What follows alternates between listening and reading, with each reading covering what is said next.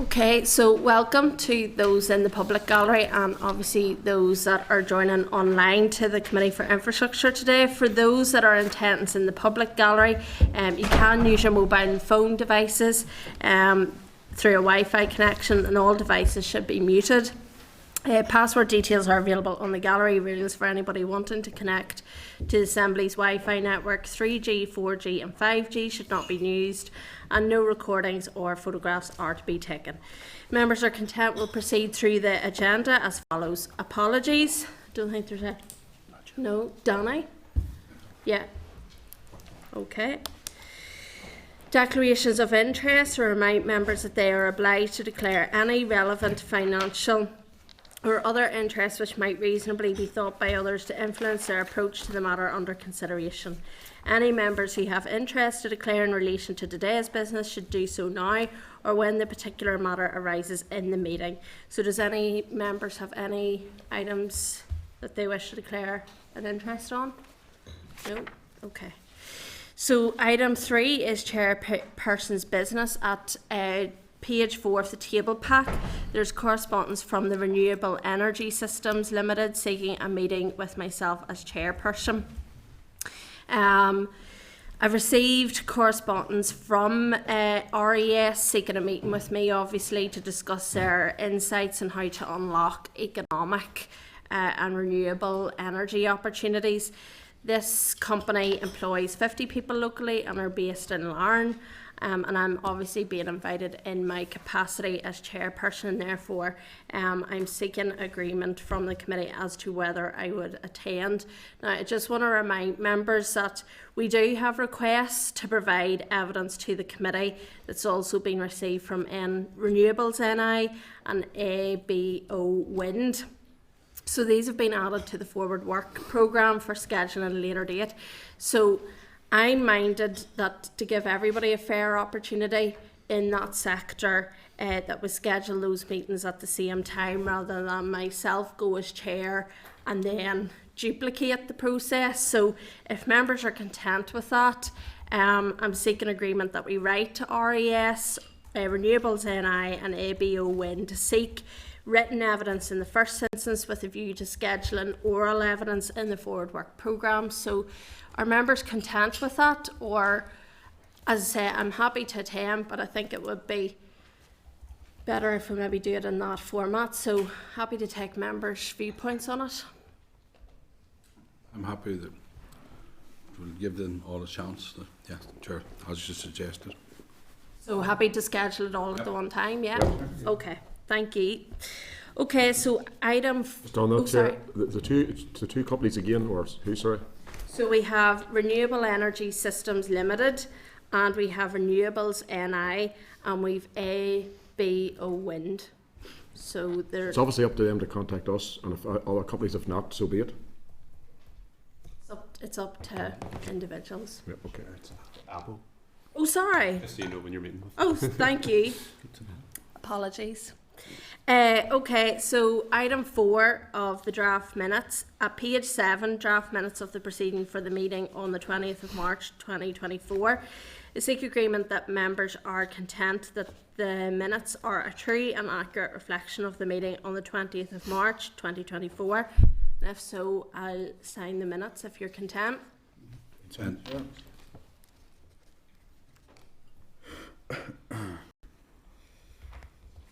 Okay, so item 5 is matters arising. At page 15 is the matters arising from the meeting on the 20th of March 2024.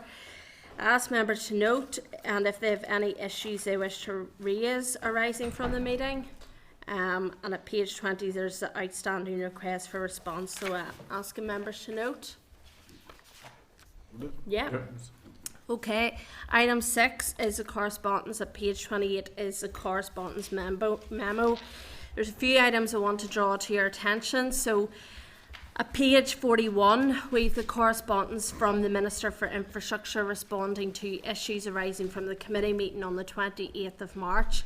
I want to draw attention to members just in relation to the Minister's response relating to the public liability claims.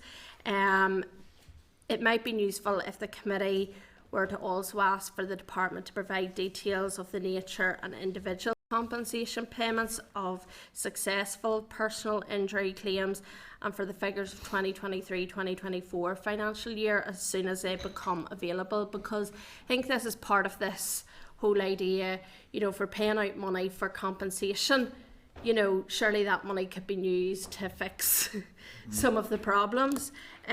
We're also seeing there that in the table there's the highest there's the average cost of some of those claims. It might be interesting to find out if that's the average, what's the highest, what's the lowest, so get a further breakdown of that if committee members are content with that. Yeah. Does anybody else have any other items that they want to raise just coming out of that correspondence? I know that there's quite a bit in the Minister's correspondence, so... Just another matter I want to raise. I mean, I might have missed it. You remember we wrote to the Financial Conduct Authority. Did we ever get any response back from them? I mean, it's the insurance. No. Nothing from the Could Financial you follow up on that, please? Conduct. Yeah. Yeah, I think, Chair, that the committee wrote to a number of organisations in On that relation same to day that. in relation We to have, insurance. yes, we got one more response back yesterday, but we're holding off and bringing the responses until they're all in. Okay. No, Yeah, that's all- okay. yeah, As to get long them as all just keep, together. yeah. Yeah. Okay. Okay, happy. Yeah. Just one point. Remember we had the closed session on Hyde Bank? Is any communication back on that? I remember the things we discussed in closed session about Hyde Bank. Have we received any correspondence back from the Minister on that? Is it? We'll check that and come back before the end of this item. Yeah. All right. Okay. Okay, at page 50, there's a correspondence from the Department for Infrastructure regarding the heavy goods vehicles charging for the use of certain infrastructure on the Trans-European Road Network. Reconciliation of consequential provisions, regulations 2024. And I'm just seeking members' views or agreement on the proposed approach. Has anybody any issues or happy to note? Happy to note, yeah. Okay, at page 53 is a correspondence from the Minister for Infrastructure responding to issues arising from the committee meeting on the 6th of March 2024. That's where the DVA is contained within it. I don't think there's anything just as specific. On page 59 of members' packs, there's correspondence which I think it relates to the members' query around capacity at DVA sites. So there is a contained in the response there from the Minister, details around the capacity of each site. But I know what you're saying because there were specific issues that were raised. I don't want to in get into them in closed open session, but you know the points I'm making regarding issues that was with Hyde Bank more broadly. I think we would need to write maybe as a committee, just seeking, because the Minister did, whenever he came to committee on that particular issue, did say that he would be coming back to us after Easter to detail, and as members may be aware, there was some media you know, around some of the issues as well, just after our committee and before recess. So it might be good just to try and get an update from the Minister if members are content that I write to the Minister on behalf of the committee on that. Yeah. Yes. Okay. At page 67 is the correspondence from the Minister for Infrastructure responding to issues arising from the committee meeting on the 13th of March 2024. And the committee, there's a few issues that are arising from that correspondence that we might want to consider. So the first one is York Street interchange. The York Street interchange, as we know, has been an issue for many years. And the last paragraph seems to indicate that it's stalled and would be another 11 years before completion once it's restarted, which is highly disappointing and very frustrating, to be blunt about it. This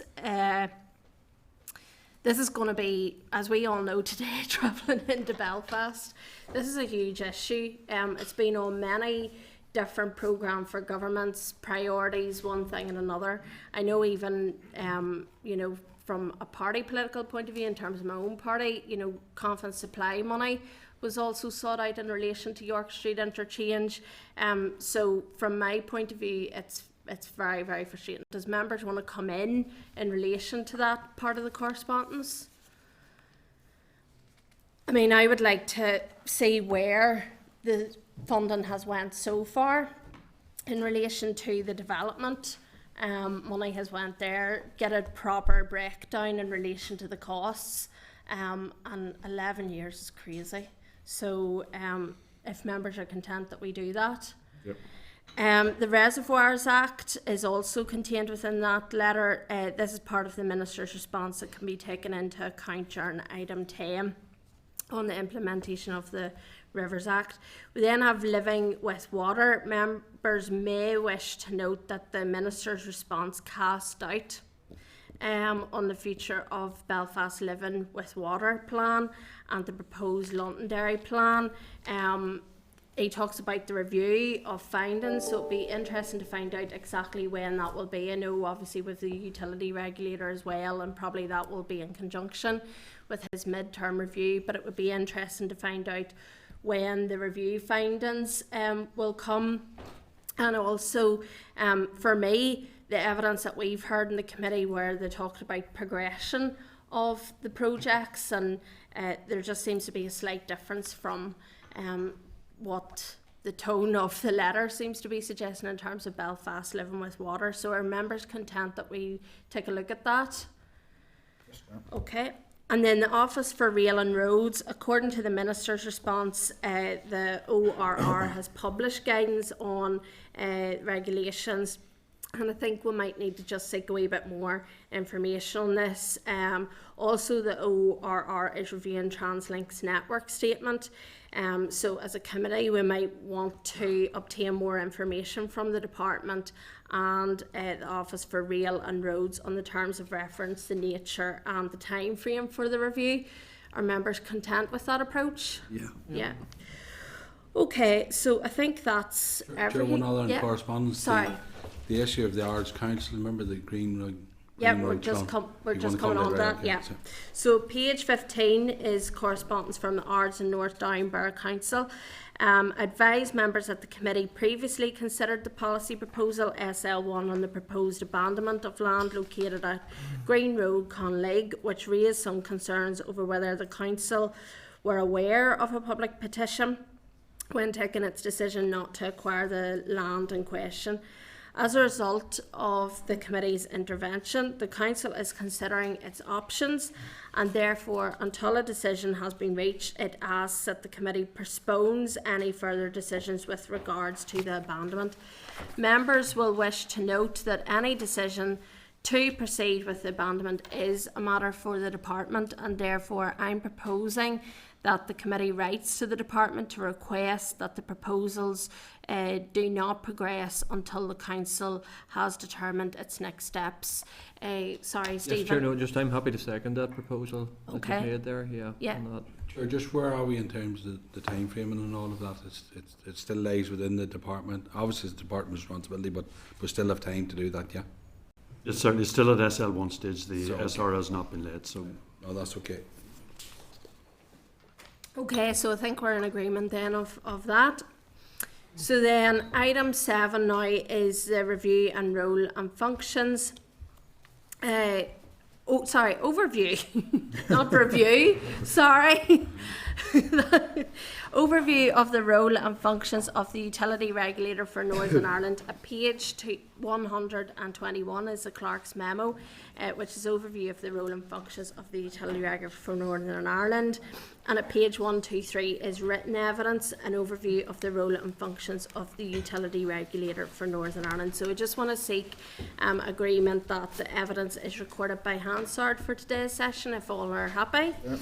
And I want to now formally welcome Mr. John French, who is the Chief Executive of the Utility Regulator Northern Ireland, and Mr. Kieran McCann, who is the Head of Water and Gas Price Control, the Utility Regulator Northern Ireland. You're very, very welcome to the committee. Thank you for joining us today and your time as well. We do obviously have written evidence that was submitted to us. So if you don't mind, if you take a quick sort of 5 minutes as opening, and then we'll come to members for questions if you're content. Thank you. Brilliant. Well, thanks very much for the opportunity to come and speak today. So we're the Utility Regulator. We're a non-ministerial government department. Our role is very much, we're a creature of statute, and we can only do what our legislation sets out to do. So we've got roles within electricity, gas and water, which I guess is the main subject today.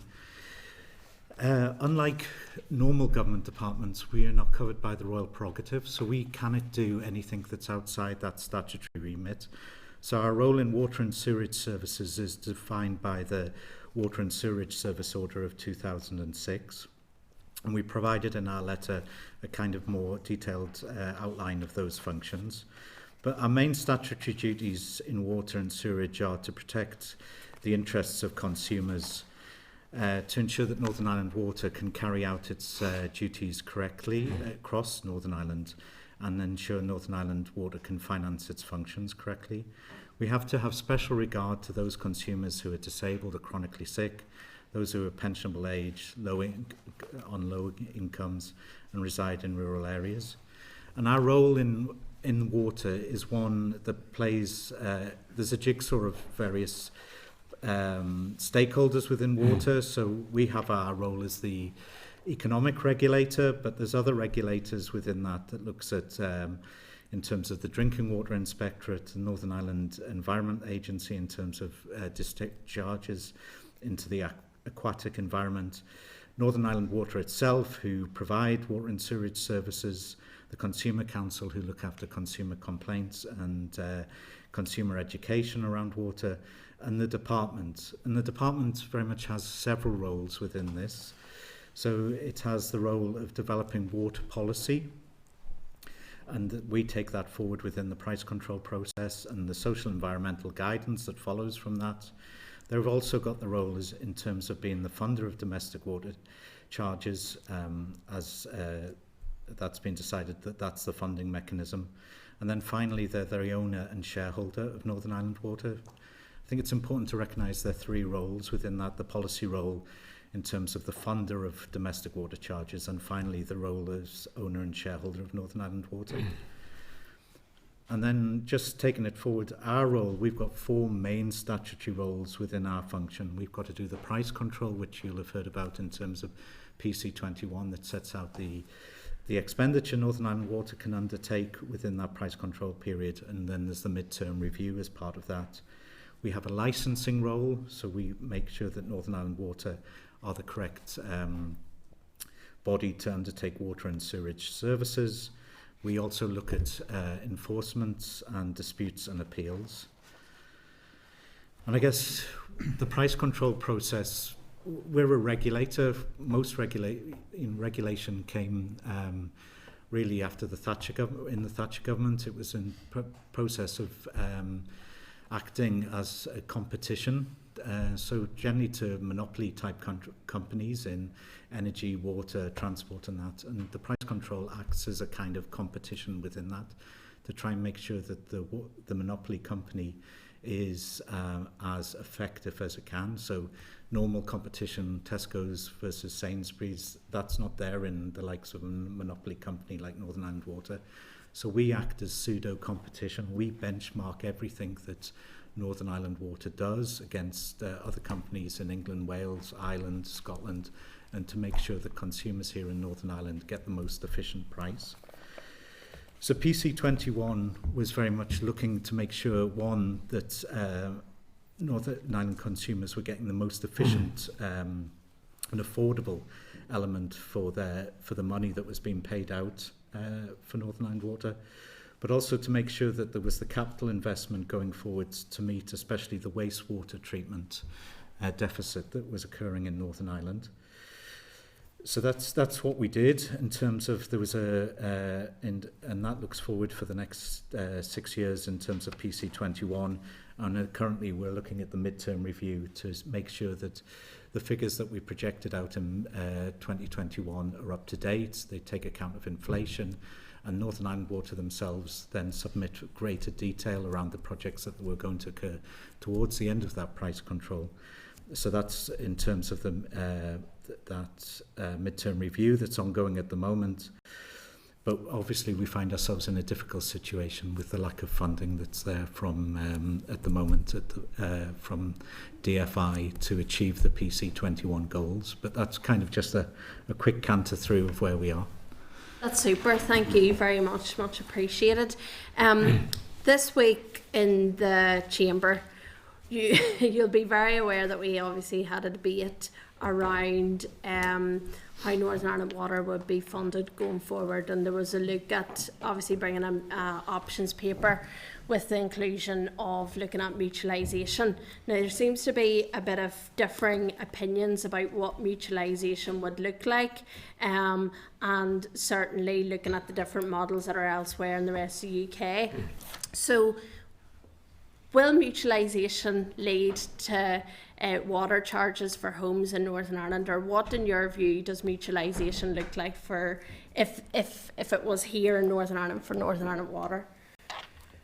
So I suppose from our perspective, it doesn't really matter what the ownership model is. You know, that's a political decision, whether it's a private company, it's a mutualised company, or it's state-owned. What we're looking for is to make sure that Northern Ireland Water is correctly funded. And I suppose once the political decision is how it's funded, then you could look at, you can look at the ownership models. So there's, I think, just need to take a step back and see, first and foremost, how Northern Ireland Water is going to be correctly funded, and then look at the ownership models, and that the ownership models support that correct level of the correct funding. So I know I'm not answering your question directly. Yeah, no, it's fair but enough. I think it's just take that step beforehand to see how are you actually going to fund Northern Ireland Water. Yeah. And then the ownership model should follow suit. Yeah. No, I appreciate that. There was something just there in your points, and you talked about ensuring that Northern Ireland Water is the correct body for water treatment and sewage. And obviously I've noted there, you act as like pseudo competition for Northern Ireland Water. I take that point. I also noted in relation to some of the written evidence that had come, that it said that the Utility Regulator has powers to appoint, terminate Northern Ireland Water's role as Northern Ireland's water and sewage provider. So where would that leave us if it came to a point where you as a utility regulator came forward and said, this is no longer viable here in Northern Ireland because we only have Northern Ireland Water? And what would it take for that nuclear button, if you wanted to call it that, to be pressed in relation to that? Well, those roles were provided in the 2006 legislation, and the 2006 legislation envisaged a different world to what we're currently in today. So the 2006 legislation saw that there would be whether it was a government-owned company, a mutualised company, or a private company, kind of more of the UK, the English, Welsh and Scottish model. We didn't go down that route.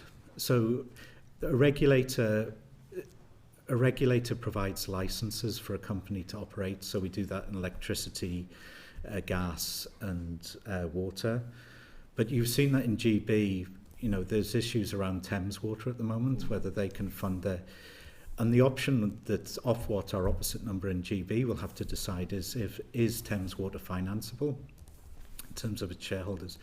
And then it could remove its license, and maybe that would become a nationalised company. So you've already seen that kind of with the rail regulation, where the likes of the East Coast Main Line, it's been taken off operators and it's now a nationalised company. Railtrack was taken off private company and now it's a nationalised company. But we already have a nationalised company in Northern Ireland, so there isn't really any other route bar for a government-owned. The backstop is a government-owned company, and that's where we are at the moment. So it's then making sure the funding's there. That's the crucial part. Yeah. So on that, how confident are you from a utility regulator point of view that we can ensure that Northern Ireland Water is funded to finance its functions properly, and also with that in the committee we've had quite significant evidence in terms of the overspills into our waterways, and so you talk there about the Northern Ireland Environmental Agency and working with them. So does your powers extend? I mean, I live in a very beautiful part of Northern Ireland in Fermanagh and South Tyrone, where we have lovely lochs, and swimming and one thing and another. So for fishing and water sports that may be impacted by low water quality due to sewage discharges, what, if any, enforcement responsibilities do you have with that? So that's sort of two questions in one.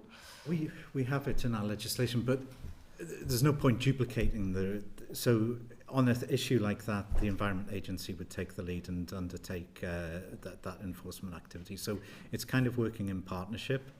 But we've got cases ongoing at the moment in terms of that we're looking at in terms of enforcement and disputes. So it's an ongoing feast.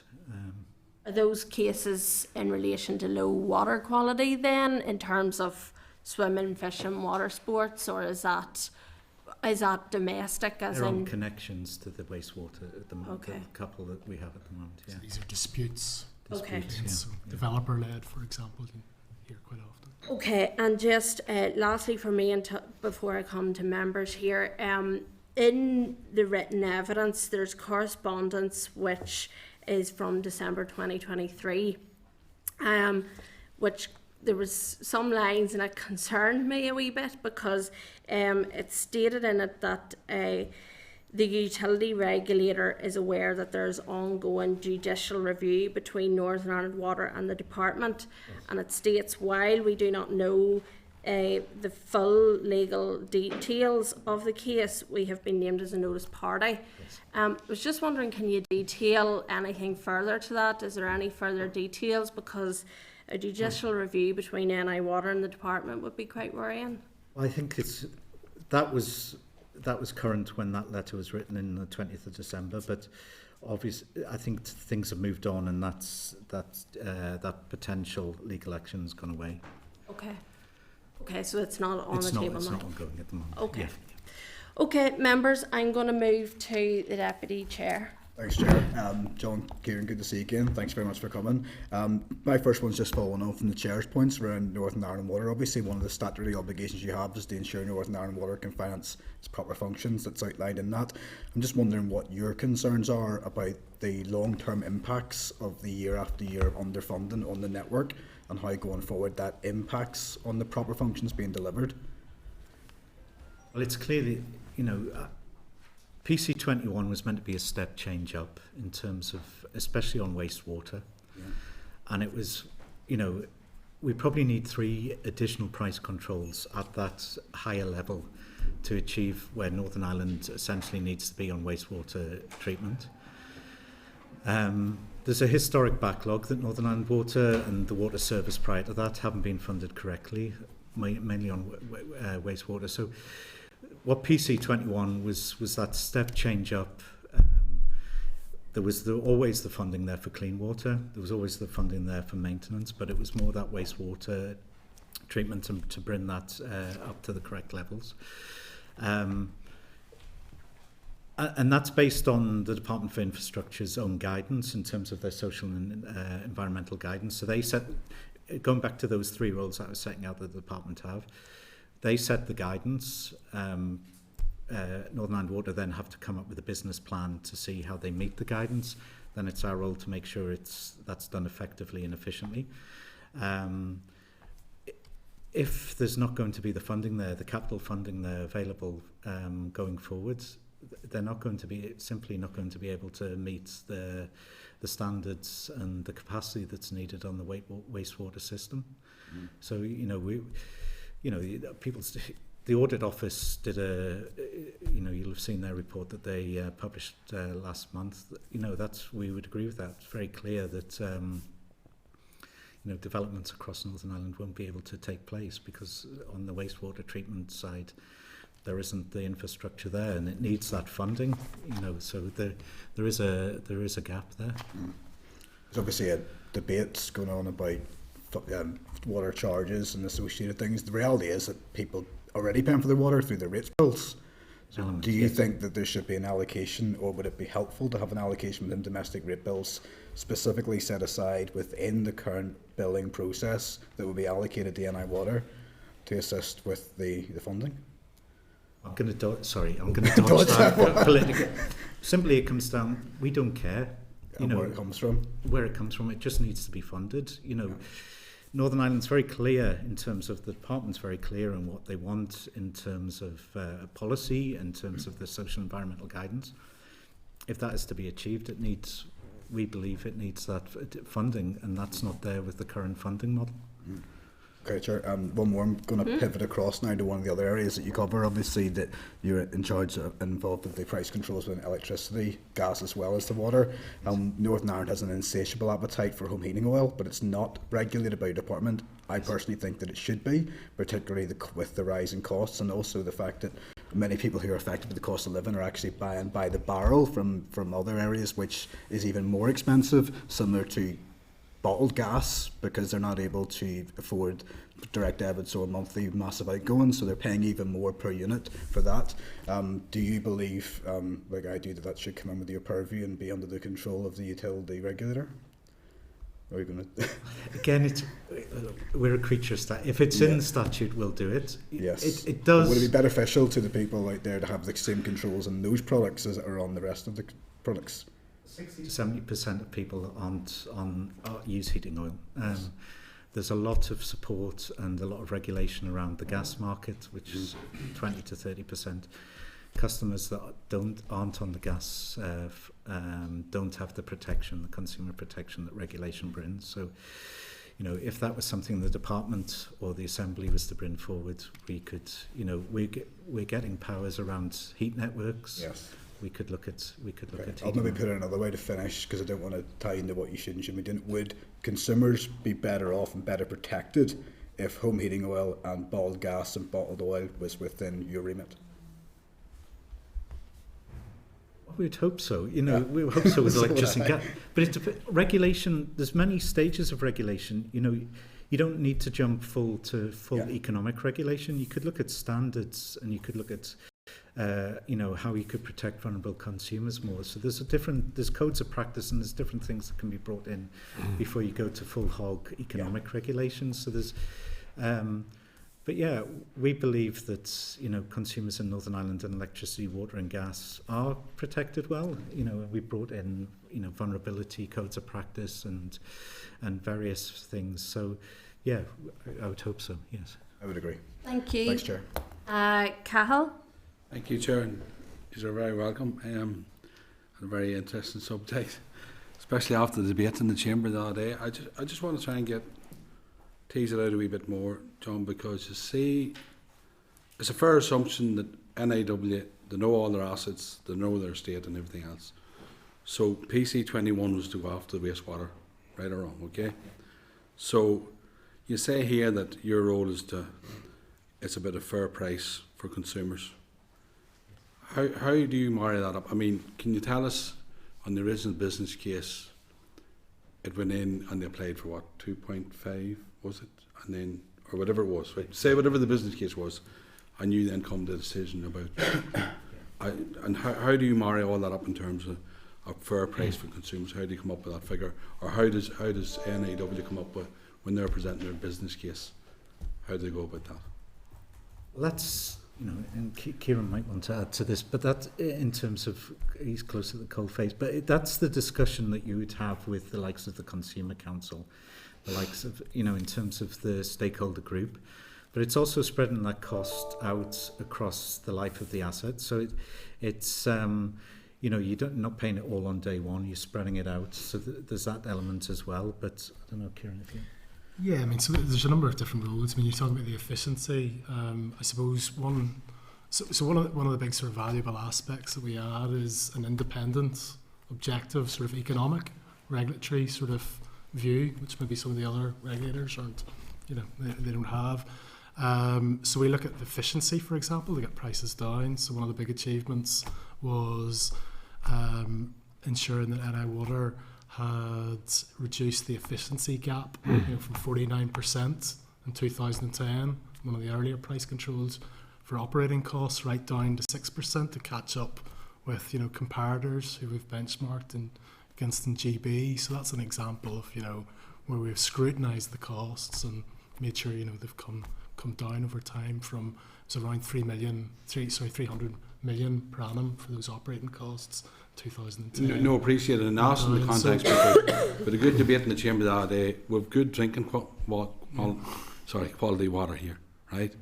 But this issues in wastewater, because we heard different issues about pollution, and that's a slightly separate issue. I know they have to deal with it, but it's slightly. But what I'm talking about is the actual PC program itself, which they went to yourselves, right? So it was 2.1 billion. It's roughly 3.5 for over the 6-year period, right? To meet what they've asked for. Now I have to say, I mean, can you comment, say, for instance, and it's certainly when NIW is in front of us, your views in terms of what is fair to say that the increase in energy costs and construction costs over the first 3 years, and I know you're doing the mid-term review and maybe that'll come out of it, but I want you just to comment that would play a factor in terms of the funding package over the first 3 years. Besides the issue of we get down to the issue of whether DFIs give the amount of money they're supposed to give every year, but surely the energy hikes and everything else was cost. Right. Yeah, and just your comments around that as well. Well, forgive me if I think I've understood you correctly, but so it goes back to the roles that the different bodies play. So DFI set the policy and what in terms of social environmental guidance. Then Northern Ireland Water come in and provide a business plan to see how they meet that guidance. And then we will then see how efficient it needs to be. So as Kieran was saying, in terms of that efficiency gap, so for every pound that an English and Welsh company spent in 2010 in achieving its goals, Northern Ireland Water was spending about just under £2 to do the same thing. Now that's come right back down to it's about £1.06. So you can see Northern Ireland Water over them 10-year periods become a lot more efficient in achieving its operating goals. But then you're looking at the cost to the consumer at the end. But it's spreading that, DFI set the policy in terms of what they're looking for from Northern Ireland Water in terms of its social and environmental goals. And then it's making sure that that's the most efficient cost, and then it's spreading that over the price control period. If I'm getting you right. And they completely understand that. We would have looked at the point I'm saying now is you're down into the mid-term review. NAW was here and saying they're down in their funding. They haven't received. So just your comments in relation to the time frame now for the mid-term review, and also by what percentage is it down in the first 3 years? Can you comment on that in terms of investment? In terms of the mid-year review process, we're in that at the moment. We should be putting our draft determination out towards the end of this month. Then it'll go out for an 8-week public consultation. And then we'll make a final determination on that towards the end of August. But the reason the midterm review was there was because when we set the price control in 2021, NI Water didn't have the foresight and the actual costings of some of the wastewater projects. So that's why this has been coming in now. But as you rightly say, there's been additional things that have occurred since that. So huge flake in the inflation and things like that. So the purpose of the midterm review originally was there would be that greater granularity of detail from NI Water as the price control process moved on about how much projects would actually cost. But what we've had in that period with the Ukraine conflict is that rush in inflation, energy costs have gone up. So that's that additional thing that wasn't expected, I guess, in terms of when the midterm review was announced back in 2021. So we'll obviously publish numbers as part of the consultation, and NI Water's request, and then our view in that. I mean, it was a significant request to sort of go to the heart of your point. I mean, we're talking in the order of hundreds of millions of Oh, pounds. and that's what I'm trying to get at. And I don't want to as give an part of the exact, scrutiny committee, that's what I'm an trying to exact delve figure into. today on that. And that's why, but, because it's more complicated than, Yeah. but you have a certain role, and the point is, it's well made, and I understand it. I'm just saying that I'm trying to get an understanding now. We've done 3 years. We've had NIW's view on it. We've had the debate in the chamber. We want to support it and we want to do it right, but there's limited funding. It's been underfunding for years. And the reason why I asked you about, you see, the estate from the start, we need to know the condition of the estate in terms of wastewater, which we understand. So, and that's our starting point and our baseline. That's all. So, just one final point you said in terms of carrying out the duties in relation to those disabled or sick or older people. Could you expand a wee bit on that and your duties in relation to that? Yeah, so when we do undertake our work, and that goes back to John's point that you mentioned about the heating oil, we will make sure that in terms of our codes of practice, that there's codes of practice about how electricity, gas and water companies treat those people. So there's enhanced protections for those areas, those 4 consumer areas. Okay. Thank you, Chair. Thank you, Keith. Okay, thanks for coming along, gentlemen. I have a couple of questions. I want to talk about connection charges broadly. So I want to talk about gas, then I want to talk about electric, and then I want to talk about your policeman's hat, as I call it. So, gas... Sorry, we have touched on gas a wee bit, sorry, Keith, in the committee, but I just want to remind members, I did give a wee bit of leeway to the deputy, but it is for a different committee to scope some of that out. So, we like to do infrastructure business here, so thank you. So, okay, well then we'll talk about your policeman's hat, okay? So I have a couple of specific points. I'm looking at your Article 95 and Article 201, okay? So it says Article 201, the Utility Regulator has the power to approve charges schemes if made by sewage or undertakers having regard to the Department's guidance and exercise of that power. So my point is, whenever a developer goes to make changes within a town setting, okay, not necessarily additional houses, but within a town setting, that developer has to split, for every litre of foul he's put into the system, or she, have to offset 12 litres of stormwater, okay. That's extremely difficult to do within the middle of a town, okay. Who come up with that, and who polices that, and who says that's fair? So in other words, that's obviously to split loading from the current, treatment plants. But that's extremely difficult to do, and extremely big cost. But who polices that to say that's right and that's fair? I think it's largely an operational issue. Our role is really, again, it's about the price control funding, and then we receive disputes as well, so we can't... But it may be operational, but it's not fair, so who polices them? There may be a dispute about it. Maybe I know what you're saying. Yeah, but we can come back to you. We'll come back to you. It's to get an understanding. Yeah. Who comes up with those figures, the 1 to 12 figure? Who says it's fair? And I'm not saying the developer should get it all free. Don't get me wrong, but that's extreme. That's stopping development. And I know we're talking about no drains, no cranes, but who comes up with that and who places any water on that is my point. Okay. Yeah, I guess it was us. Okay. And another one, I suppose, it's a sort of a policeman's hat. NI Water has a mains connection. This happens in loads of issues I'm trying to deal with. Mains water connection on the back of existing council houses, for example. The individual then purchases their council house, then they're the owner of that house. Suddenly they're responsible for the pipe running across the back garden. They can't get a resolution with NI Water to fix that pipe. If that pipe fails, it's up to them. People won't touch the pipe, it's that old. NI Water won't touch it. The homeowner has got the problem. Again, can't get a resolution with NI Water. They just say homeowner's problem, but homeowner can't fix it because nobody will touch it.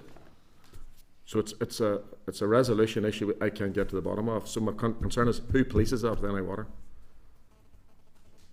I'm talking off the top of my head, I think that's the legislation that DFI is bringing through about pre-1976, isn't it? It might be, but so it depends when the pipe was built. If it was pre-1976, so that's the legislation DFI is trying to bring in. So post-1970, I haven't got, this is just me off the top of my head, post-1976, Northern Ireland Water has to adopt it. Pre-1973. 1973. This new legislation that's coming in, the DFI are wanting to bring through, would mean Northern Ireland Water. So I suppose it depends on the age of the council house. So if it's a private asset pre-1973, it would now go to NI Water, NI Water's assets, and it's about reducing the flooding risk because then NI Water has control basically over the asset, which it wouldn't have previously. But happy if if there's a specific example and the date. Yeah, Okay. take that.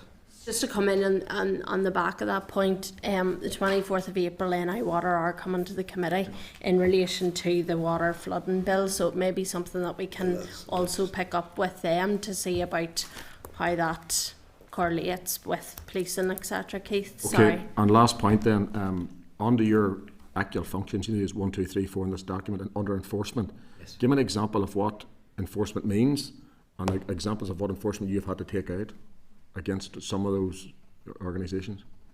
So what type of enforcement have you had to Well, do? we've just announced that we're looking to so we've got a county court role in terms of we will take. So we've just announced that we're looking at enforcement around Electric Island. So and we'll go. We've got clear processes in terms of how we take forward a dispute and then whether we take it forward into enforcement and how we prioritise that. So at the moment, we will announce if we're on, as we did with Electric Island, we will announce if that gets to that stage.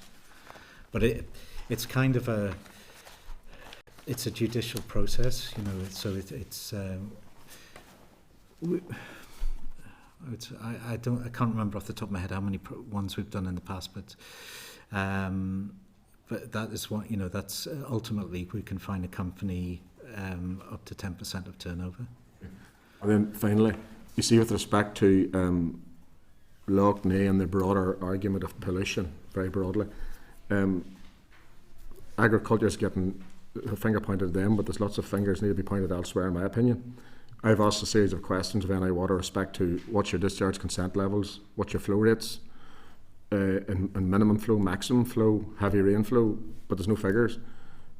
What do you have any part to play in that? Because ultimately, we always get this, we need more money to build more, but we're not doing what we have well. It's a bit like the road principle. We want to build new roads, but we can't fix what we have.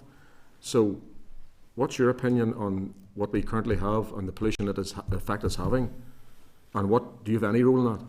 The Environment Agency takes forward the discharge, but it is the price control process to make sure that the wastewater treatment facilities are correctly funded. So that was the idea of that. So, there is that shortfall now in capital, in terms of wastewater treatment works. So, Northern Ireland Water aren't getting the funding they need for wastewater treatment. So I think there's going to be difficult discussions to be had around the social environmental guidance and how discharges especially are going to be achieved, because we can fund clean water, we can afford maintenance, but we cannot afford at the moment to get the wastewater treatment to the levels it needs to be. So Lough Neagh is terrible, but if Northern Ireland Water isn't fully funded for what it needs, you're probably going to see further incidents around that. And just in terms of the roles again, and our role versus other people's role, it's really where the issues are identified. For example, in Lough Neagh, it's really NIA and NIW, who agree the investment priorities, in line with the departmental social and environmental guidance. And then it's our job through the price control process to make sure that it's efficient. That need is efficient. So that's the sort of Thank you. Thank you. Sorry, Keith, for butting in over your questions. Stephen? Thank you, Chair, and thanks, folks, for your presentation. A number of the points have been covered, but just, I suppose, generally, you talked at the start, John, about a lot of your work is focused on benchmarking, with the rest of the United Kingdom and the Republic of Ireland as well. Just would like to hear a wee bit more from you in terms of, you've obviously done a lot of work in those areas, and I'm sure beyond into Europe and so on as well. Looking at best practice, I know your role is obviously largely with price, but we all are familiar with the finance issues and the challenges that we have, and that came through in the chamber the other day. But I suppose just, what would you say would work to improve things really beyond the finance? Is it mutualisation, or what models or best practice would you look to, do you think, to really get NI Water and our whole water infrastructure where it needs to be? As I said previously, I think it's that funding. We've got to decide how they're going to be funded, and the funding levels aren't there for what they need to be able to do. And until we've worked out until Northern Ireland's worked out how it's going to fund Northern Ireland Water correctly, there is going to be a shortfall, and there's going to be problems around wastewater. We do benchmark them against comparators, and we're always pushing Northern Ireland's water to be more efficient. And to be fair, over the last 10 years, last 14 years, they've done a really good job, as we've said, in terms of they've become more efficient in how they use their money, and, they are doing a good job. But if you're going to reduce the capital expenditure by 40%, it doesn't matter which way you cut it, they're not going to be able to produce what they need to produce. So I think there needs to be a wider debate of how Northern Ireland Water is going to be correctly funded for what it's been asked to do. Yeah. Just those other areas that, obviously they have challenges too, organisations or setups that are mutualised and so on.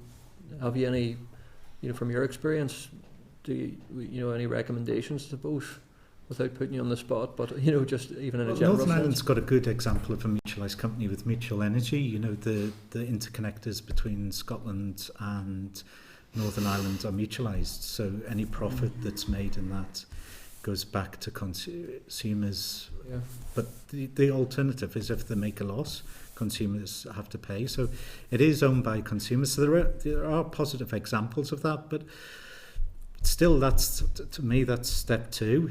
Step one, you've got to work out how you're going to fund it correctly, and once you've worked out how you're going to fund it correctly, the ownership model should flow from that.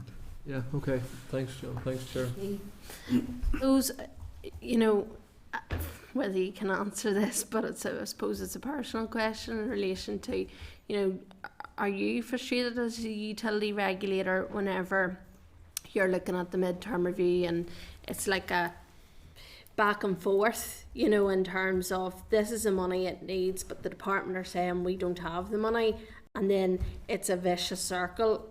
How frustrated are you in relation to that? I don't think it's the department's fault. They're finding themselves in a difficult position. Everyone's in a difficult position. That nobody wants to be in this position.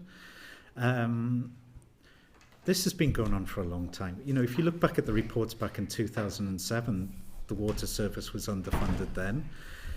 It's got the amount of energy and conversations that goes on between the various stakeholders about how you can cut the pie in a different way. It goes on and on and on.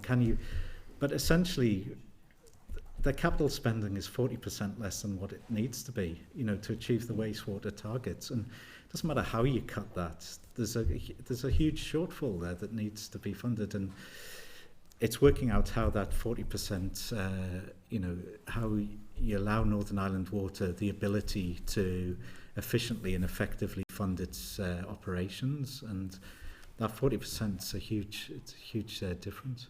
John, that's fair enough. But in your role, you signed off on PC21. Yeah. On a certain amount of money, and that's my question to you. Yes. So you've said this today that it's going to take maybe 3 PCs, right? That's right. And that's fair enough. But at the end of the day, NIW presented a case to you, and you could only evaluate what it was, the business case. Yeah. So KSM, we as a scrutiny committee we have a role to scrutinise the minister and department. The point I'm saying to you, the real debates then is, where the question lies with NIW, or why then the ambitious programme of when they put in the PC21, this was their aims. You understand me? Yeah. You're still saying even with the PC21 programme, with the next 3 programmes, they're still 40% short. And that's not, and until you come today, we know they're underfunded, but now we know the exact figures. But you signed off on the PC, you know what I mean? And it's not, I'm not faulting No, you, no, I'm no, just no, throwing no, no. the But conversation, Chair, it's important. Yeah, but that goes back to the next stage up the food chain. So the department set the social environmental guidance, and then the long-term water strategy above that. So it's going back to what I said at the start. The department's undertaken 3 roles, and sometimes they get mingled together, but they set the policy. It's their policy that NI Water's. So there's only really 2 gives in this. Either you dilute the policy, or you give them the correct funding. So if the department dilutes the policy, NI Water's business plan would be less. So there's only the 2 exits, in this scenario. So either you dilute what's been asked of Northern Ireland Water, or you provide them the funding. And there's no, if I'm, No, when you ask the guys, it's part of the, And by policy, it's not the about legislation it's, as well. So that's why you're here in front of us. But anyway, that's, Yeah. I mean, it's a presentation, but I mean, don't take it. No, I'm not. No, I'm just making sure I understand you. No, you do. You don't. Look, thank you for coming to the committee today. We appreciate. Oh, sorry, Peter. Did you want to ask a question? Just on that last point you made there about potentially diluting the quality or ensuring that you fund Northern Ireland Water. If you start diluting the policy, are you potentially straying into impacting upon water quality and standard of service? Absolutely. Okay. And we're probably at that stage now. Sorry, Yes, but an answer. yeah, but you haven't diluted the policy. You've kept Yeah. the policy Yeah, that absolutely. level that high, Yeah. but you haven't provided the funding to that level. I suppose what I'm saying is we're probably doing that by Yes, default. Yeah, default. Thank Mark, you, Chair. sorry. I'll just be brief and sorry I had to nip out there, guys. You see, I wouldn't see the PC or the plan as having been particularly ambitious. It's what was essential. Also, just and Cahill, it was a rough sort of breakdown, but you looked at the 2.1 billion over 6 years, but it wasn't as simple as 3.5 a year, as I recall. The first few years was a much smaller investment. So the big cuts that are being sought are now in the final 3 years, or certainly the 4th year, and therefore the impact of those cuts will be much more pronounced. That's right. It's just a simple ramping up that, it takes some of these projects are over a multi-year project, so it takes the design stage and one thing until you're actually spending the big money. Yeah, you're right. It's a ramping up. It's not a step change. It's a ramp. Yeah. And the shortfall for those final 3 years is the 40%. That's that's where the number comes from. Yeah. Okay, happy? Everyone happy? Okay, that's great. A lot of challenges. And we look forward to getting the draft of the midterm review. No doubt we'll be going through that as well, and obviously then in terms of the final determination too. So we really appreciate you coming to the committee today. No doubt we'll be in touch in future sessions as well. Yes. But we thank you for your time Thank you. today. And if we can provide any detail once the midterm review has been published, happy to do so. That would be super. Yeah. We really Thank you. appreciate that. Thank you very much. Thank you, guys.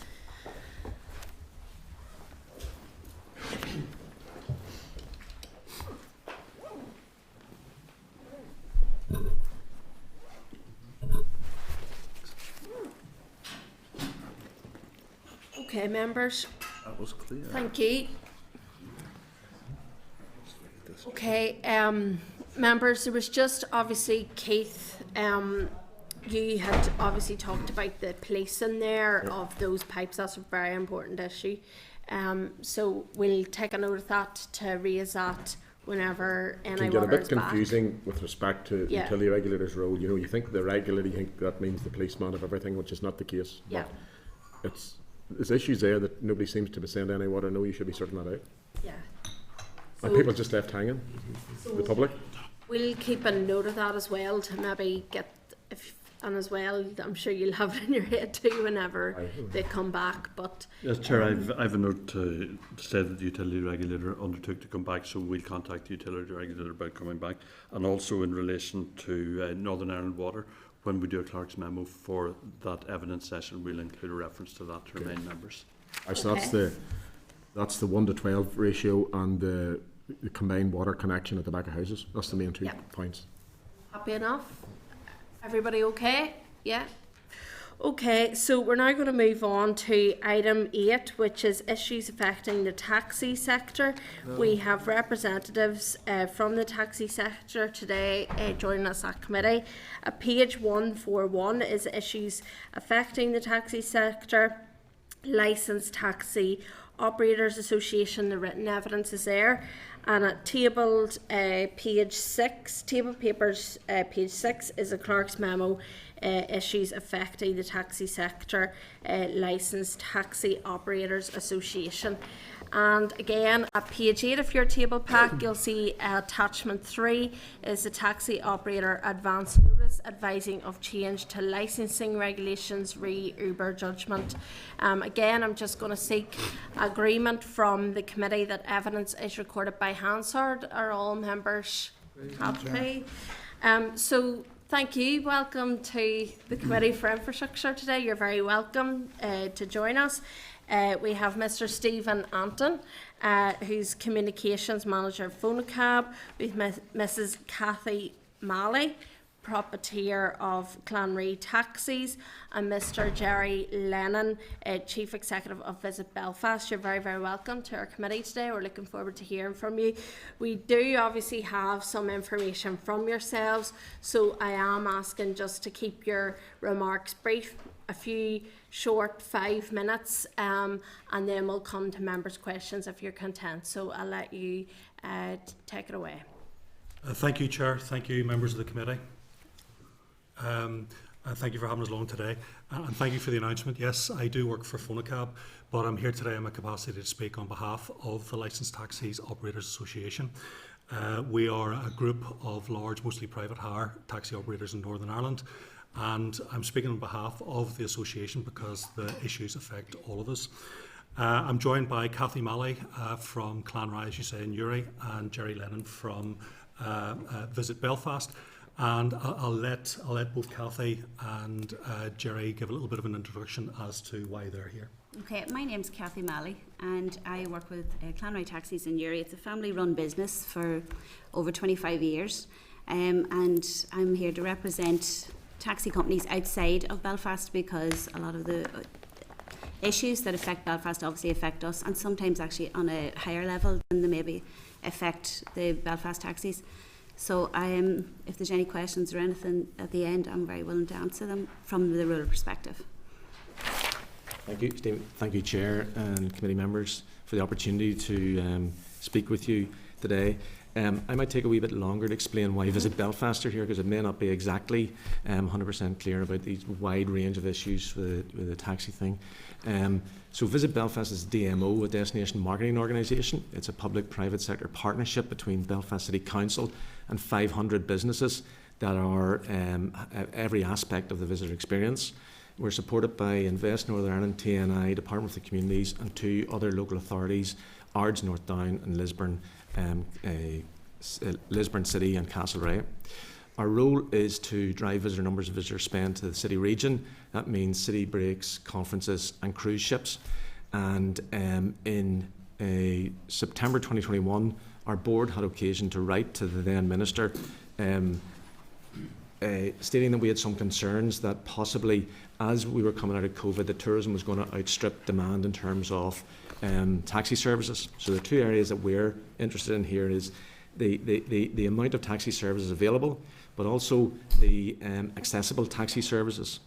In the last year, for example, tourism really has come back to 2019 levels. What we've done in the last year, we have welcomed 150 cruise ships, 325,000 visitors, 92 conferences, 32,000 conference delegates, 390,000 leisure bed nights, 678 inquiries, and delivered £125 million in the local economy. Throughput into the 2 airports the last year was 8 million people, becoming a large proportion of those people will need taxi services. And the numbers that Stephen and others have shown us is clearly the number of taxi licences and taxi drivers is decreasing as the demand for this service is increasing. When you look at all the plans going forward, the Department for the Economy is looking at a 50 to 75% growth in the tourism economy. Belfast City Council's tourism strategy is looking for the same growth. Our own strategy is looking at 20% growth over the next 3 years. The Hotels Federation is saying that we'll have 10 new hotels in Belfast in the next 3 years. That's 1,000 new rooms. All of this is pointing to we will need greater integration and coordinated connectivity within the city and within the city region. And we're starting to get some feedback from visitors that there is frustration around queues at cruise terminal crews, at airports, and that leads to a reputational issue that is going to be counterintuitive if we are trying to grow the numbers that we're expecting. And the numbers we're expecting and hoping to grow aren't incremental. These are significant changes. Look at the events calendar from the Euros in 2028, the FLA in 27, 26, and the Open in 2025. All of these things are going to drive huge numbers. Indeed, the two airports are expecting throughput in the airports to surpass what it was in 2019. And the figures that Stephen has applied us with show that the number of available taxis now is significantly less than in 2019. In addition to that, accessible tourism is not just a moral obligation, but a good business sense. Visit Britain did a bit of research that showed that accessible tourism and those that are involved in accessible tourism number about 16 million. And they spend about 14.5 billion a year in the UK. So not only is it a moral obligation to be inclusive and accessible, but it's a good business opportunity. And we've had feedback that that is a particular area where accessible taxis is a particular lacking. Indeed, we had the Harkness conference in Belfast in 2022 that focused exclusively on accessible opportunities for disabled people in their career. And it was a fantastic conference with one issue was that they had a concern about accessing accessibility.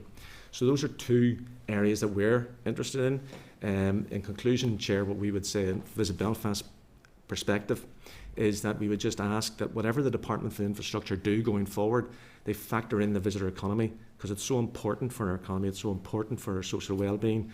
And if we are going to grow the demand, we've got to make sure that we have the capacity. And so if I'll answer any questions that you might have around that. Okay.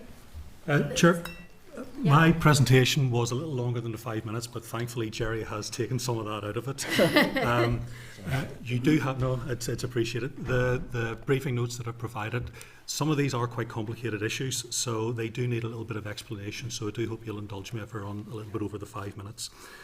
The last time we presented here was in 2021, and we gave an update on the sector as it was then and some of the issues which affected us. I'm going to give a quick update on the sector now and some of the current issues. 2014, there were nearly 16,000 taxi licences in Northern Ireland, and whenever we presented here in 2021, that number had dropped to 8,500. And at December 2023, in the latest DFI published stats, that figure was 7,500. These figures are on page 145 in your pack. But the figure of greatest concern in this is that that's the number of licences, that's not necessarily the number of taxi drivers who are active. In order to be an active taxi driver, sorry Johnny, our battery's running low and I'm just noticing this. In order to be a licensed taxi driver operating, you have to be affiliated to a taxi operator. And in January of this year, there were 5,719 affiliated operators, affiliated drivers. And we know from our own experience that on any given week, around 80 to 85% of the taxi drivers who are working are actually out working, if you take out holidays and sickness and so on. So in any given week, you're looking at around about 5,000 drivers operating across the whole of Northern Ireland. Now, I'll not go into the stats. Jerry has illustrated it really well because this is at a time when cruise ship numbers are growing, tourism numbers are growing, and one which Colin Neal from Hospitality Ulster had given me was that During that period, the number of hospitality staff has grown by 33%. So tourism and hospitality are growing both at a time whenever taxi drivers and taxi numbers are dropping.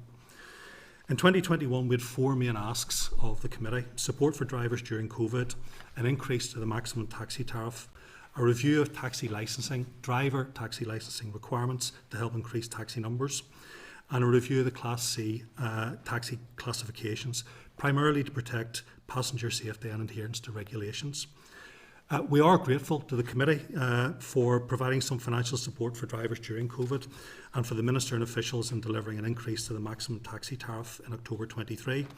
But there's been little movement on the remaining issues which continue to cause problems for the sector. In addition to outstanding issues, since our last presentation, we've seen a further decrease in the number of wheelchair accessible vehicles. We've seen an increase in the number of illegal, uninsured, unvetted and untracked taxis. We've seen a change in customer booking habits, which has led in some cases to challenging customer and driver behaviour. We've seen a normalisation of anonymous taxis, with customer safety increasingly being put at risk. Big increases in costs for drivers and operators. A further decrease in the number of public or public hire black taxi operators, affected more than most by the lack of business in the city centre particularly. We've seen other regulations such as tax conditionality, which means that drivers are now discouraged if they've only been working part-time or casual in the past, because they now have obligations for registering for self-assessment before they can renew their licence. And the big thing which has come before us now, which we want to discuss at a little bit of length today, and that is proposed operator status change legislation by the DFI, which, if implemented, could increase taxi fares by 20% and prevent those who are most in need from accessing taxi services. This also has the potential to close many operators down permanently. Now, it's not all doom and gloom. There are some positives. The increase to the maximum taxi tariff in autumn has gone some way to compensate drivers for lost earnings because of increasing costs. And we know that no increase in fares is ever welcomed, but while collectively the increase has been meaningful for drivers, we calculate this has meant an increase of around 90 pence to an average taxi fare. But NI still remains close to the bottom end of the national taxi fare tables even after this increase, ranking at 293 out of 340 regions across the UK. It's also been encouraging to see that as vehicles come up for renewal, we've seen a big uptake in low and zero emission vehicles. Phonacab, our business, we have some 25% of our fleet now hybrid and full EV. And drivers are seeing the economic benefits of this as well as the green benefits. We've seen a coming together with both Phonacab and Value Cabs, working with TransLink before Christmas to support the night mover service. And we continue to work with TransLink and other transport providers to try and help improve transport connectivity. And despite all the difficulties in becoming a taxi driver, at Phonacab we have seen a huge increase in interest in becoming a driver, with some 1,500 inquiries over the last year to us alone. Some of those have come into the industry, but many have been stymied by the licensing process.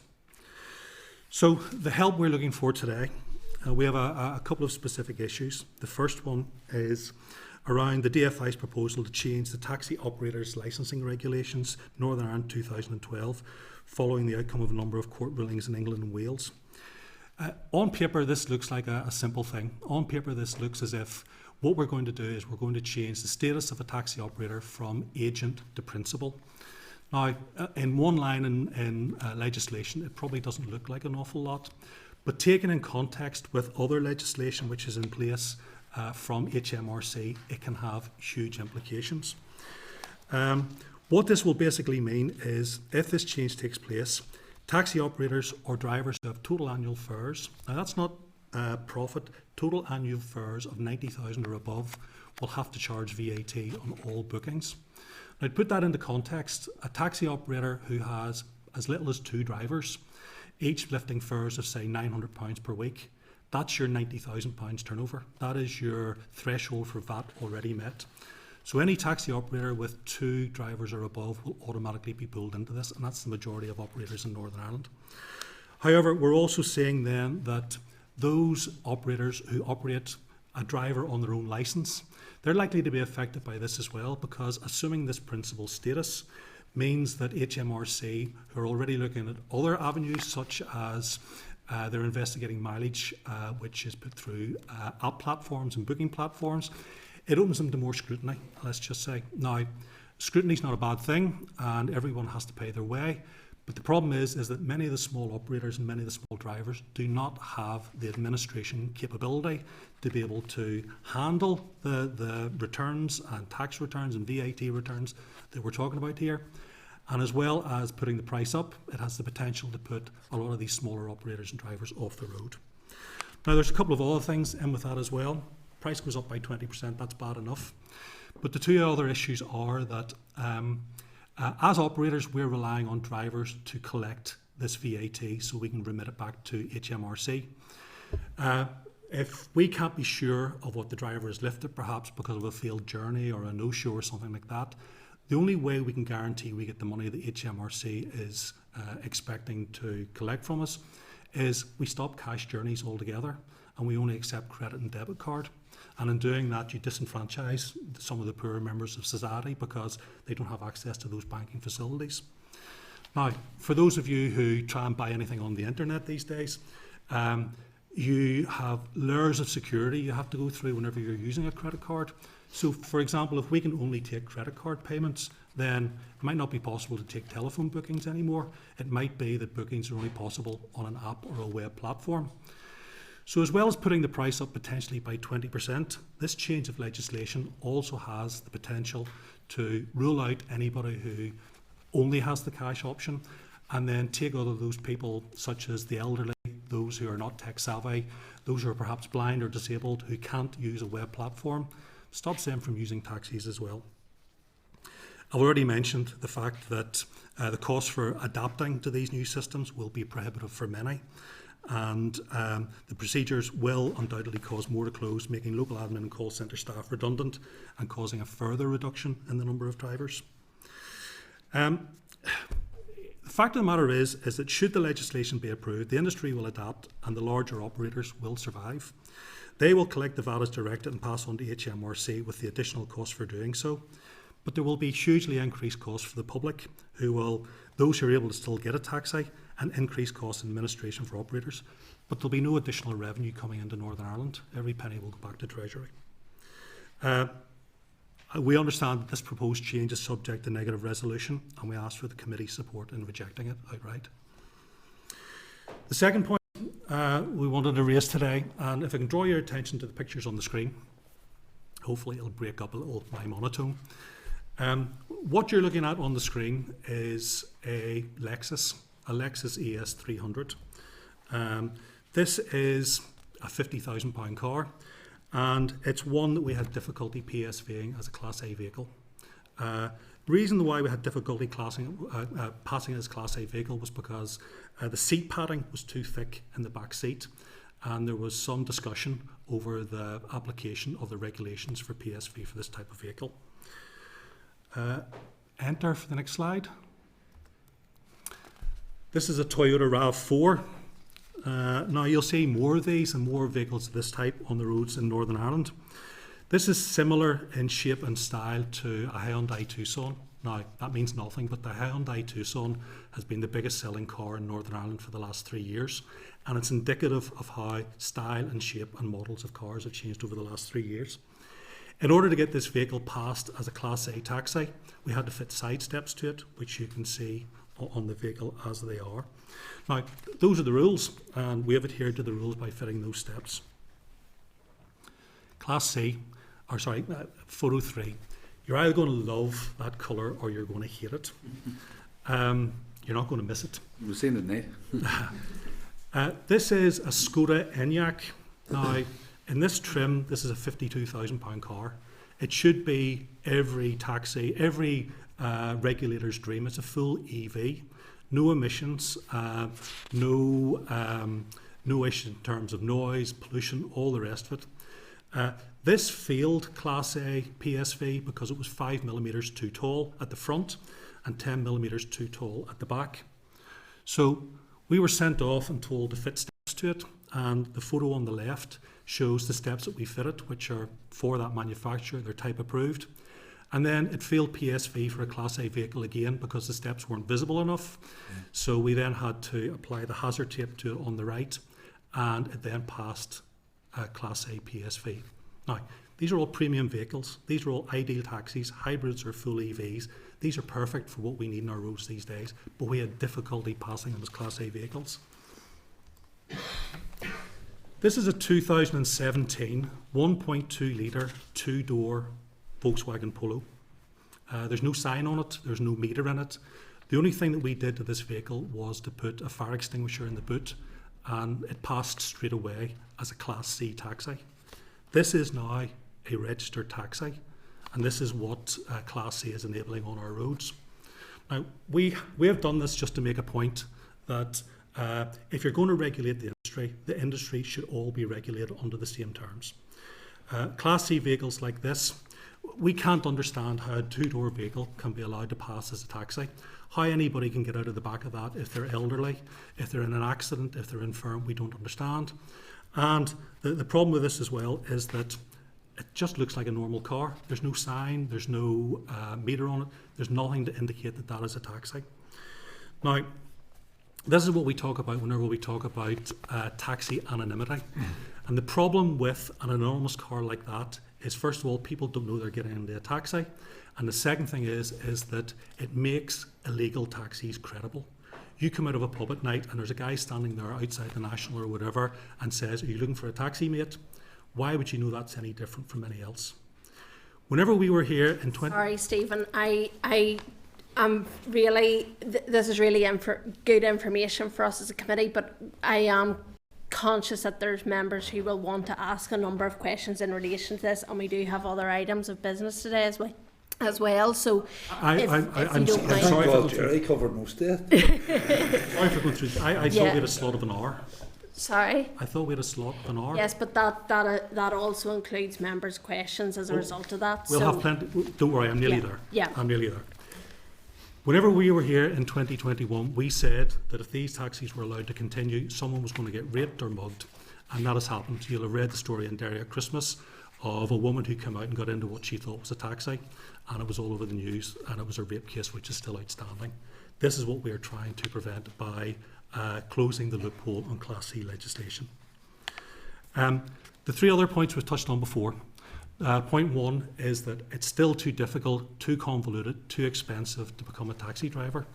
Now, what we're saying is that if you're not going to remove the testing for taxi drivers, at least make it more fit for purpose.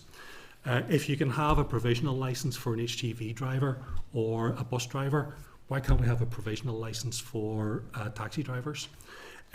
If a bus driver with 30 years experience or an HGV driver with experience comes to us and says, "I want to become a taxi driver," why, if someone who has managed one of those vehicles for the last 30 years, why does he have to start from the beginning whenever it comes to taxi licensing again?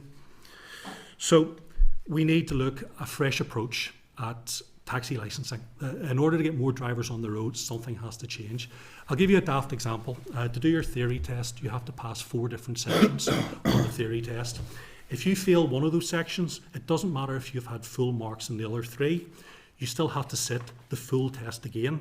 Can it be that an overall pass mark suffices? Can it be that you only have to resit that one test? We need a different way to cope with this. The point on this is that we're still seeing more drivers leaving the industry than joining the industry, and there needs to be a fresh approach to taxi testing. The last major point I wanted to touch on was wheelchair accessible vehicles. And I know that this has come up from some of the members here before, but wheelchair accessible vehicles, the numbers continue to drop. And the reason why they continue to drop is because the vehicles are more expensive to buy, maintain and operate than a standard vehicle. And yet the fares that we charge are exactly the same as a standard vehicle. Now, we're not advocating charging a passenger who's got a disability more for using the taxi, not by any means. But we need to find some way so that drivers of these vehicles are not financially disadvantaged for driving these vehicles. And I've made mention in the notes and the useful links as well that we understand that there is existing legislation that the DFI can call upon in the 2011 Northern Ireland Transport Act, which allows the Department and the Minister to provide resource for the purchase and adaptation of these vehicles. and we're asking the department to consider that. And this is all wrapped up in a Taxis Act, which came into force in 2008, which was being developed from as far back as 2005, back whenever we all worked on radios and CBs. That sector has gone, that industry has gone. So the final ask of the 5 is that the committee start to develop a route to a full review of the Taxis Act. So in summary, the 5 things are the agent principle issue. We asked the committee to look at this and consider the implications of it. Closing the Class C loophole for the protection of passengers, both in terms of their safety and in terms of the fees that they pay on our taxis. A fresh approach to driver licensing, such that we can help get more drivers into the industry. Support from the committee and the department so we can get more wheelchair accessible vehicles onto the road. And finally, a more overarching review of the Taxis Act. And that, believe it or not, is the press aid view. Thank you. Thank you. We have half an hour left, so, but we do appreciate the fact that you've come to the committee and given evidence today, and I know members were quite keen to hear from the taxi industry, and that's why I didn't mean to cut you off or anything, but I am aware that there is a series of questions that members want to get more information from you on. It is just to say we did write to the Minister to ask him for a legislative time frame in terms of anything that would come through, and he did come back to say that there was no timetable for legislative changes to the taxi regulations, and I think the department have also been in contact with yourself to get more details just in relation to some of the concerns to try and get those through to the department and have that engagement. Quite a few of the things have been dealt with in terms of the discussion there, so it's not usual for me to do this, but I'm going to go to the Deputy Chair first, and then if there's any questions I'll come in at the end. So thanks, Chair, and I'll try and be as brief as possible. Thanks so much for coming in today. I know that the committee as a whole wanted to hear from the sector, and just want to put on my record my thanks to the entire sector, not just from the economic impact it has, but I know my constituency, that the work that they do, bringing young kids to school and taking elderly people to hospital and providing a network to the rural community, it is an invaluable service that we have to promote. I've got about 30 questions I could ask, but I'm going to try and tease out 2 small issues and then maybe write to you about some of the others. You talked about 5,000 probably drivers now per week on the roads, which is down significantly since 2014. What do you think that figure should be at to providing the right amount of taxi service that we need on a day-to-day basis in Northern Ireland? Well, there's no doubt that COVID has caused a change in passenger habits. We are seeing people who are socialising at home rather than going out and so on. So we certainly, in my opinion, we don't need the 14,000 that we had back then, but we would need a significant increase in any given week. We think that the figure should probably be at least 50% above what it currently is, and higher again if we're to encourage the sort of aspirations that Jerry has talked about. What we have found more and more frequently is Saturday at any time is a nightmare for getting a taxi. But it's not just the people who are trying to get out to the pub on a Saturday night. Rush hour on a Monday morning, especially with weather like that, demand goes through the roof. And at Phonacab, anytime from 2 o'clock onwards, you'll struggle to get a taxi because you've got the market going home from school, you've got the rush hour market in the evenings, and then drivers choose to work their own hours. So there's fewer working in the evening. So while demand goes down that little bit, supply goes down that little bit as well. Absolutely, and like I've seen it myself, I changed my habits whenever I go to Belfast because I don't think I'll get a taxi, so then people aren't going out at the same time, so taxis are affected, I suppose, so it is a knock-on in that respect. The second aspect, I've spoken to many constituents who are taxi drivers or were wanting to be, and I firmly agree, Stephen, that they find the process totally prohibitive, both logistically and financially. I'm just keen to tease out more aspects of how you think the process for obtaining a licence to be a taxi operator should change that would ensure safety for drivers and for the public, but also ensure a steady and constant supply of drivers.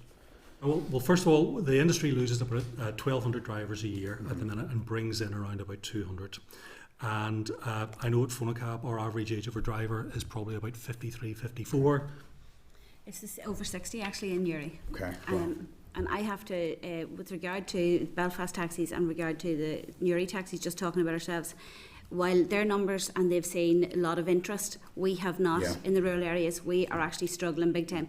We have had 10 people since January to now looking about a taxi licence, and not one of them. And we have said, we will talk you through it. We'll go on the internet and apply for the theory test with you. We've handheld them, and they don't want to go any further with it.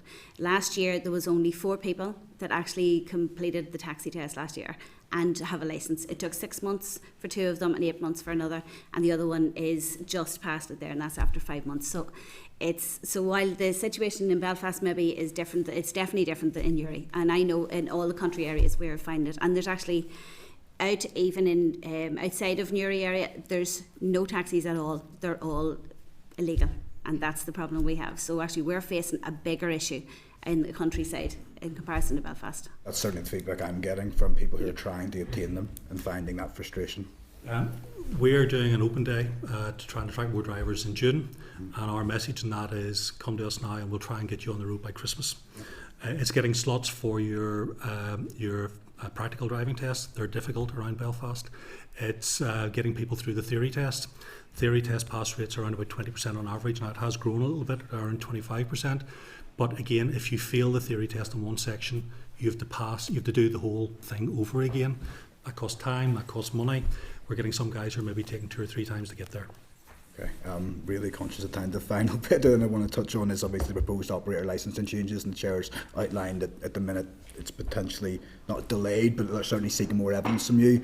You touched even on the impact it would have for the larger firms, which is deeply concerning around the potential for ending cash transactions and the impact it would have for accessing services. I'm keen to hear from Kathy how the smaller operators would be affected by that. It sounds to me like it would be devastating in terms of it will be impact. Devastating, and at the minute, because of the low drivers, we have lost 50% of the drivers from COVID, and we've never recovered from that. Because the demographic of the drivers that we have currently, they're all over the age of 60, and as they say, there's actually a couple of them over 70, including my own father who's 75 and still taxiing. And he can't leave for the love of the business because it's a family-run business, and because it's local. It's not tourist side of things that we worry about. It's the local people. It's the local runs. It's the woman who's going down to get her pension. It's actually even somebody going to the hospital for an appointment. It's the woman who actually wants you to take her 4-year-old to school because she has a disabled child at home and can't leave, and the trust that they place in us. So we have a different relationship, in my opinion, with the customers that we have.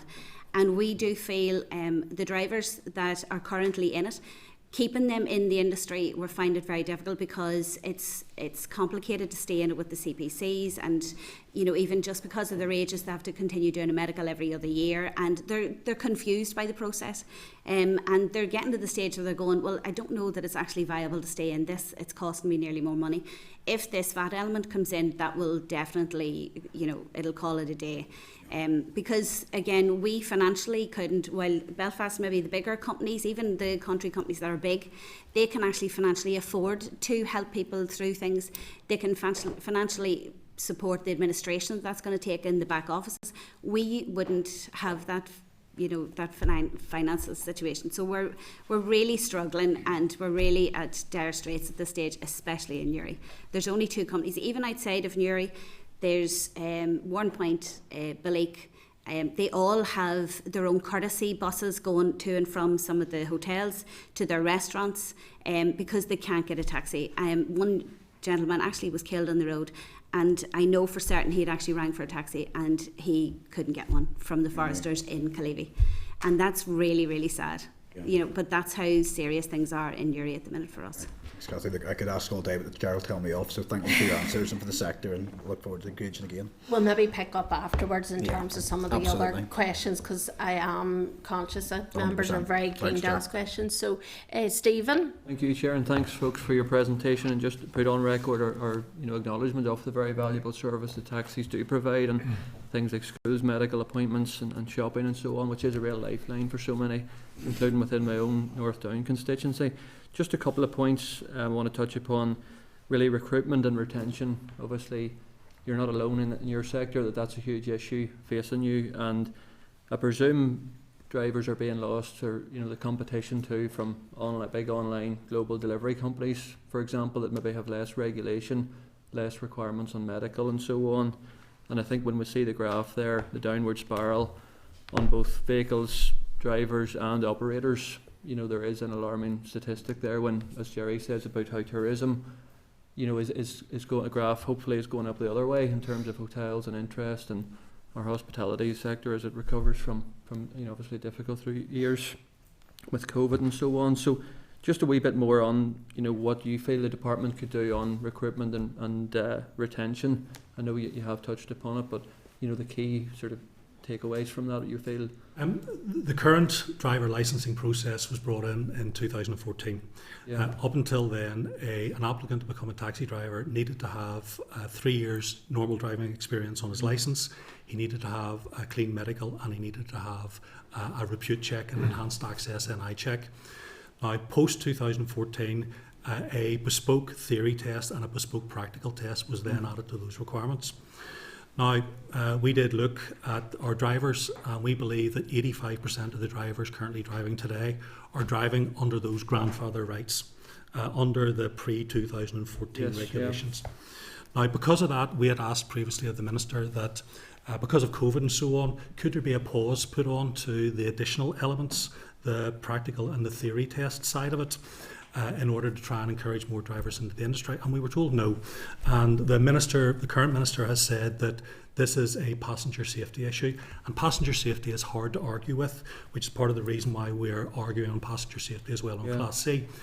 So our approach now is not to say do away with the practical and the theory testing. Our approach now is to take a different approach to practical and theory testing, make them easier to get. If you fail your theory test, make a reset easier to pass. If you've already got experience driving another type of vehicle, give some sort of credit if you're a bus driver or a lorry driver. Some of the questions, even you can go on to the NI Direct site and you can do a sample theory test. Some of the questions that you'll find on the theory test can be a little bit misleading. So we would ask that the theory test is perhaps more fit for purpose as well. So it's a tailoring. If we can't get rid of the current testing process, it's a tailoring to make what we've got quicker, less expensive and more fit for purpose. Yeah, just how does that compare to the rest of the UK, for example, the theory test? Is it more... Every licensing area has different requirements. Yeah. For example, some of the areas across the water would have the knowledge, where you need to have an intimate knowledge of the geography of the area you're in. Some of them will have more stringent language requirements. So there's no real comparator. But we would say, and even the DFI in their published stats, which are in your pack, they even do, whenever they talk about pass rates for the taxi sector, they don't compare to other regions because they acknowledge that we do things differently over here. Yeah. However, can I also say, though, the situation, because the demographic of the type of person that's going into taxis, I actually truly feel that the theory test is it's not practical for them at all, because they're so long out of school, so they have to go back to school practically. It is 40-year-olds and above. There's not young people like that's coming out going in to do this. Like, they're not leaving school to become a taxi driver. So in the Newry area, the people who are coming into taxis are actually 40 and above. They're people who have maybe been bricklayers, and they've maybe worked in Dublin and they've come back now and they want to settle down at home. So I do think, again, the taxis in the country are different in some ways, same issues as such, but we are slightly different in that is the demographic of our taxi men coming in. So the theory test is like asking you to go back to school, and that's not the way forward for us. Appreciate that, and hence those people will go elsewhere for employment where there's not the demand of the night time working and so on, I'm sure. Taxi drivers are self-employed. Yeah. So if you came to me and said, I want to become a taxi driver, and we said, look, it could take you 6 months and you might not even pass and get onto the road at the end of that. Yeah. As you've said there, they'll go off and they'll drive for Tesco's or Amazon. There needs to be more of an incentive. Final point, just can you tell me a wee bit more about the Uber judgment? Obviously, again, a global firm, you know, which has probably changed how many of us, I suppose, do when you're in Europe and so on and around the world. You know, obviously, it had implications right down to outside the store. Well, I think first of all, the Uber judgment is Uber have to operate under the licensing requirements from the areas that they are in. And in Northern Ireland, they operate under Class C, which we have said is a sector which was never designed for taxis. It's designed for wedding and funeral cars and novelty vehicles, which hence the reason why the Volkswagen Polo got into that, because it has very lax regulations. Uber should never have been allowed, in our opinion, to come into Northern Ireland under Class C. Now, we have no problems with Uber, but Uber should be Class A, just like the rest of us. Same maximum fare tariff, same regulations. Now, as for the judgment against Uber in London is actually relevant. They are principal. And the reason why they are principal is because if you book an Uber and you take out your credit card, you put your details into the app, the money goes directly to Uber. So say your fare is £20. You pay credit card of £20 to Uber, and that bounces off Uber in Amsterdam and Uber in America.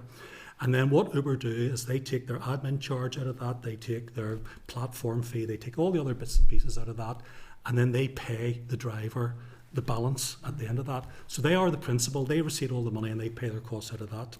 That differs from us in Northern Ireland, where the driver of a cash journey especially, he takes your payment in car.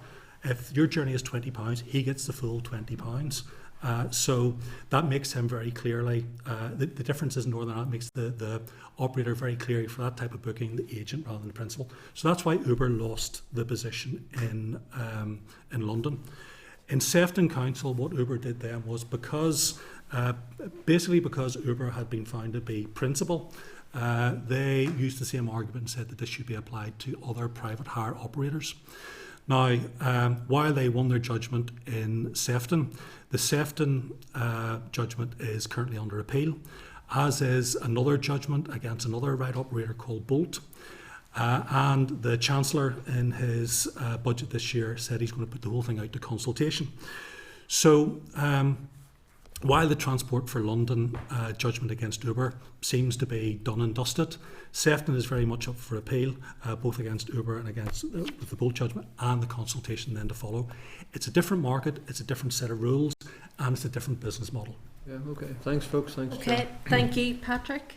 Thanks, Chair, and thank you very much for the presentation, particularly Cathy. Good to have you here. You would serve a lot of my constituents in the Warrenpoint sort of area, taking a bit in Newry as well. And look, what you're saying to me is exactly what I hear so regularly from constituents, particularly from hospitality proprietors in the nighttime economy. Around Downpatrick, it's basically impossible to get a taxi on a Friday and Saturday night in particular. I'd say Newcastle's probably the only area in my constituency that would be well served. So I'm curious to know, similar to what's already been touched on, but more at a local level, what you're doing to work with people in the nighttime economy to try and work with taxi providers to increase the number of hours that they're maybe operating. Is it a fact that they just can't get enough people in, so they're choosing to work those 9 to 5 daytime hours rather than the nighttime hours? They just can't get people to work that? Is that because, as Stephen said, basically you are a self-employed taxi driver, so therefore 90% of our taxi drivers are in Newry.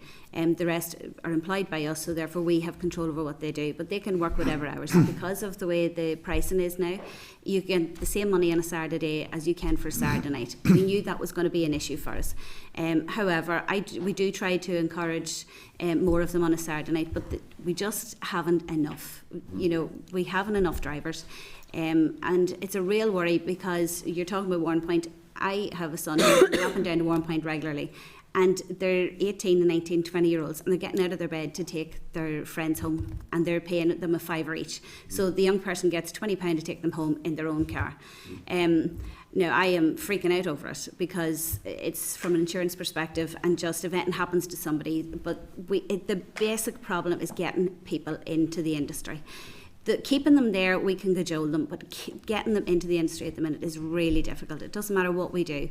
We're trying so hard. On that, I'm interested to know, from a nighttime economy perspective, if you've made any representations to the Department for Economy on that, and then from a recruitment perspective, if you're working with DFC around employment, unemployment, trying to get people back into work, for example. If I could answer that, we have, because obviously one of the reasons why we asked Jerry along today is because there's not one sector of the community that the taxi industry doesn't interact with, whether that's nighttime economy, whether that's hospitality, whether that's the health trusts, the amount of jobs that we do on a monthly basis, taking people to and from cancer treatment and so on, whether that's with education. We have spoken to some of the other departments. Economy are interested in speaking to us. However, you're the body that legislate our industry. You're the body who can make the change. So you're our priority to come here today. Absolutely, that makes sense in terms of regulation. I get that. I'm just thinking there are areas where there's synergy with other departments that could be beneficial in terms of particularly that the recruitment and driver acquisition question. Just one further question, Chair, on the Uber and Lyft and Bolt question. Would I be right in thinking, I mean, would you welcome them into the market, but the issue is the regulation and the fact that they fall under Class C? Because, I mean, the way I see it, they do provide a valuable service. They've got that tech product there, which, I mean, we've all used. It is very, you know, accessible and efficient.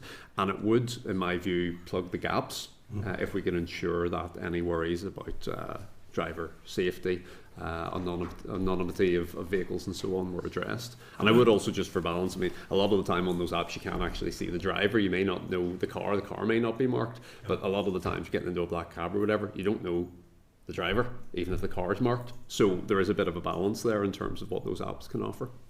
Well, as I said earlier, we have no problems with Uber or any other taxi provider.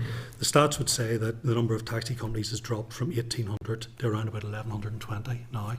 So there's certainly plenty of opportunity there for more operators.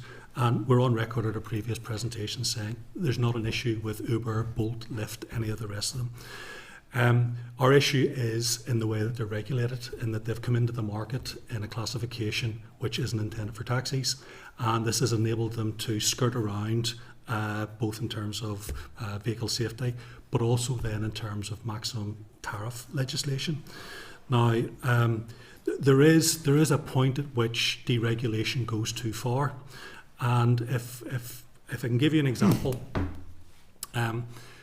Whenever there are too many taxi drivers, and what happens is you're going to the supermarket, it's a £5 journey.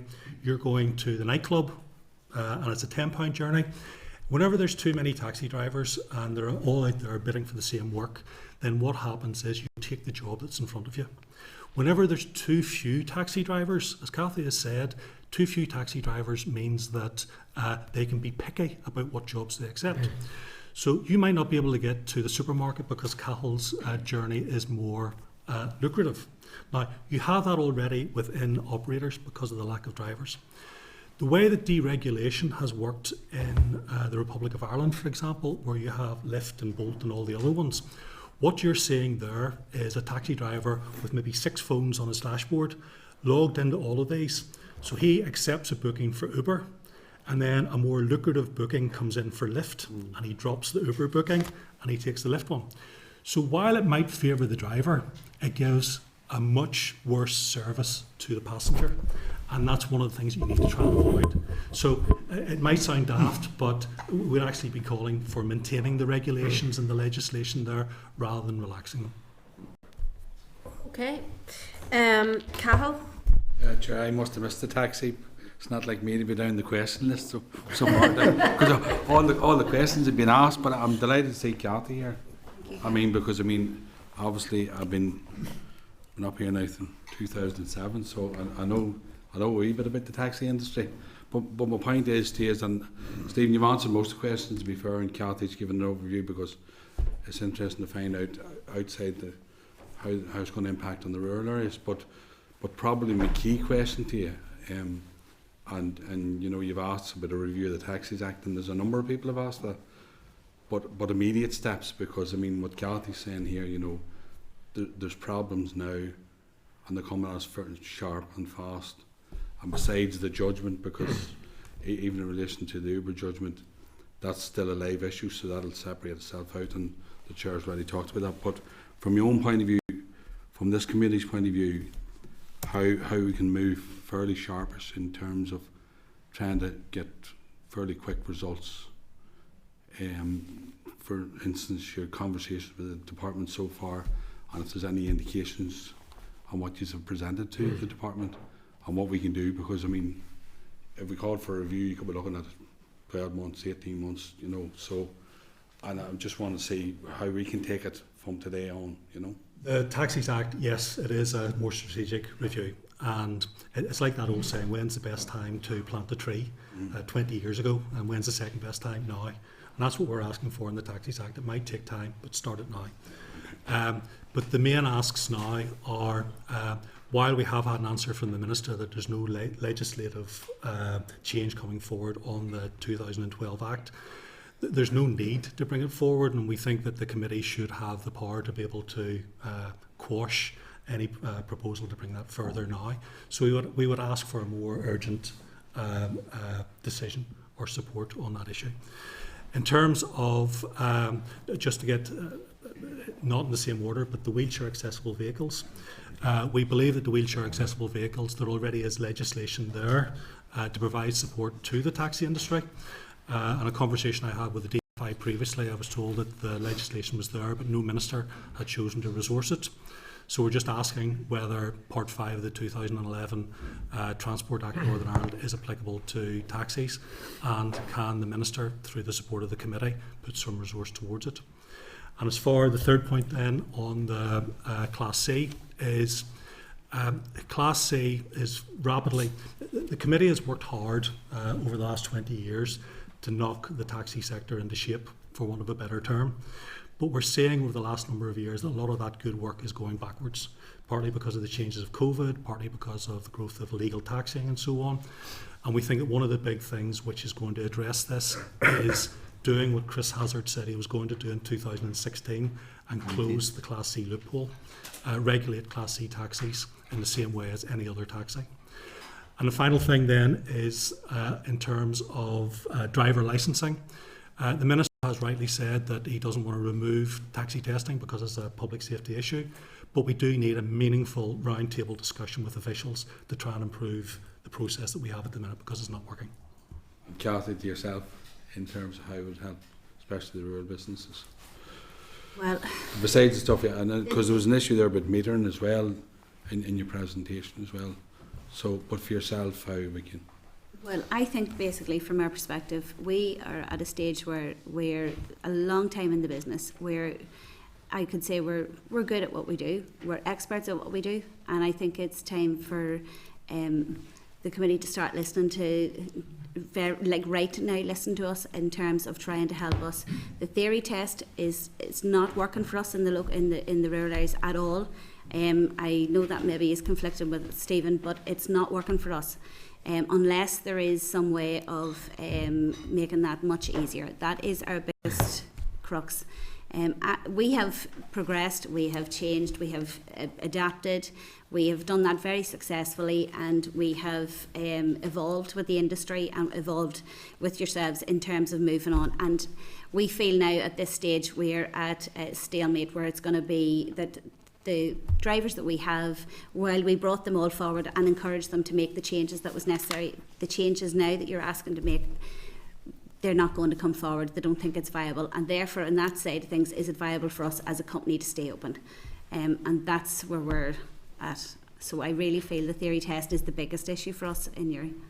And just can you answer across the board, in terms of the changes, do you know if every operator has been contacted about the changes, or can you just give a view on that? We contacted a number of operators. A few of the operators are sitting behind me, and some the DFI used the DVA's email contact list to send out this agent principal proposal, and we know it went out into Phonacab. It came into, I think it was admin@phonacab.com. It came into just a general email address. So we had spoken to a straw poll of some 70 taxi operators around Northern Ireland to say, have you received this? And out of the 70, we had 13 of them said yes. And of that 13, some of them weren't aware of the implications that this could potentially have for them. So, and apologies, Chair, if I was snappy earlier about the time, but the agent principal thing, it's a difficult thing to get your head around. And I've given a full briefing both in your pack and tried to explain it today. But in the email that is sent out by the DFI, which doesn't refer to the other implications for your passenger, for your drivers, for the company as a whole, it's not enough to educate that company what this means to them. Because as I say, it's not just the big companies, this is every single person who has an operator's licence, whether you're a one-man band or up. and sorry, just to come in on the back of that point, obviously as yourselves as a body then, you've said that you were contacting individual operators, so I take it then you have been breaking it down to those individual operators in terms of what this will mean for you then? One of the first I spoke to was Kathy, who actually, you didn't get it originally, if I remember right. No. And I sent it down to Kathy and said, have a read this and tell me what you think. And then I rang her later that day and explained the VAT implications and all the rest of it. You had a conversation with, was it your husband? Oh, it could be brother. Could be brother, yeah. We both own it. And I think once the implications were understood, that's when the alarm bells sounded. And I should say I had the same conversation with one of the officials from the DFI, who I don't think understood everything else that was going on with HMRC, the different business models that exist between us and the likes of an Uber and so on. So I think that the agent principal email that went out in a bubble. It didn't go out knowing the full context of everything that was going on. Now, the useful links page that I've sent you there, it's in your pack. There's 2 links there which talk about the Sefton judgment and what's happening there and an update on it. But there's also a number of links there to media stories across in the rest of the UK, how they've tried to break this down into simple English for the everything from the Telegraph to the Sun reader. So there's an understanding out there that this is a complicated issue and needs to be explained. Now, we have looked at this from a number of different avenues. We've taken legal guidance on this. We've taken lobbying and going to the media about this. But in all honesty, we don't want to go down any of those routes until we came here today to impress upon the committee the importance of getting this right and see what the outcome of that was going to be. We have a different model. Very briefly, quickly, just yeah, because I have to move on. Because to be fair, I mean, I'm fortunate or unfortunate to be at 17 years, but we have a different model here, and this is certainly going to impact right across the board. So, I mean, we'll have a conversation how we take it forward, but this is serious. This will cause serious damage to a lot of the businesses. So, and I suppose, Cathal, just to come in and say, in terms of committee, what we can do is obviously bound by what comes in front of us as well. So any pieces of legislation, etc., we're bound by that. It's not for us to say to the minister, we're quashing this now. The minister may bring forward. We're having a conversation. And so that's why it's useful to have these conversations. But it's just to say we're also bound by what comes before us as well. So my fear, Chair, was that because of the way that the brief was written and because it's a complicated issue, my fear was it would come before committee. And the implications wouldn't have been explained. You would have rubber stamped it and moved on.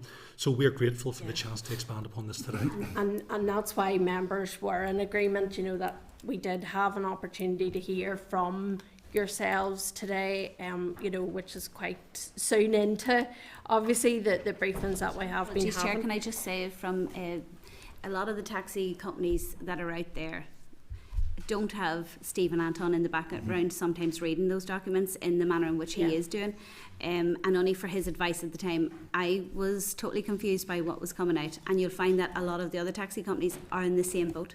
So that's where the problem's going to be.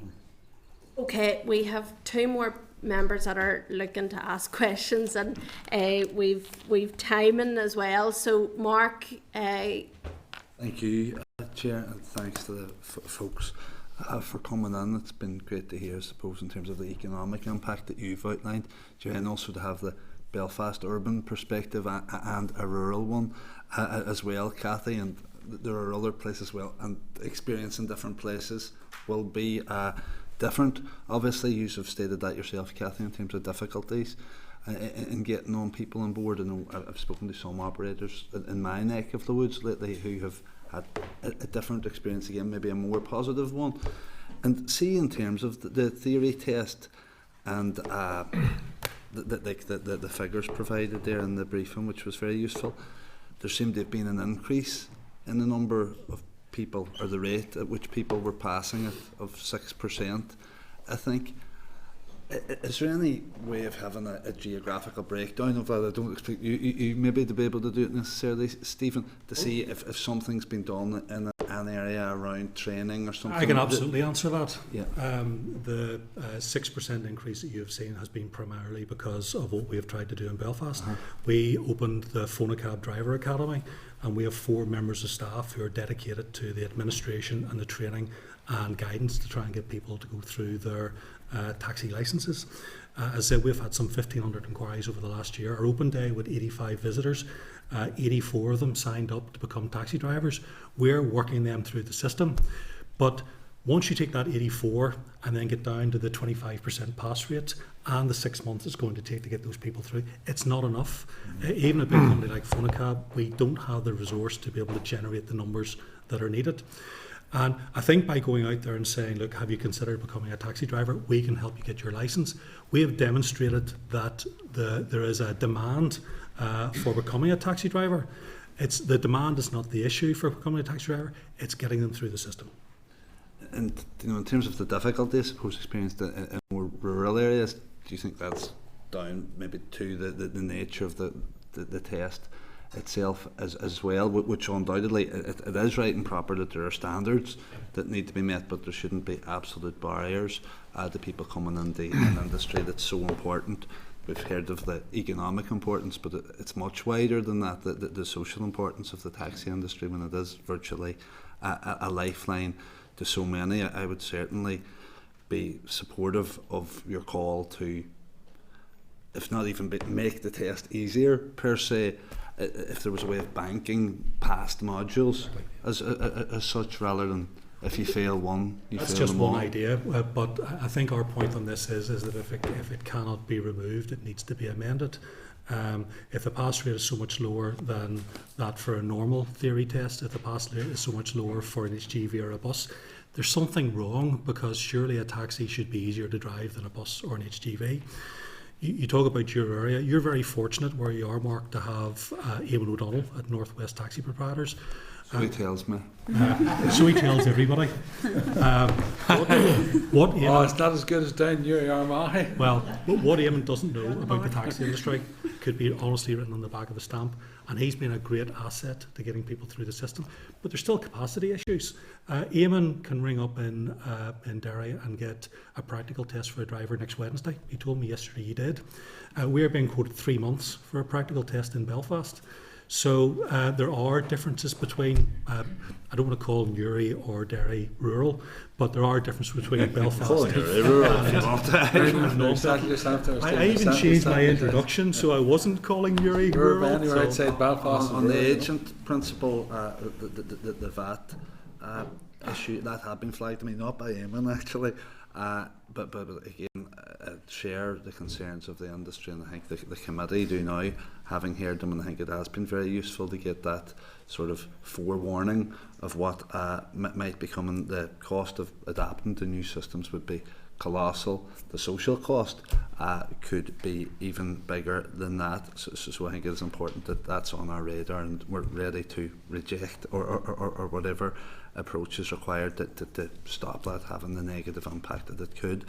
On the wheelchair taxi stuff, I'm particularly interested in that. I've raised it previously at committee. Now, I've recently enough submitted a question to the Minister on this issue.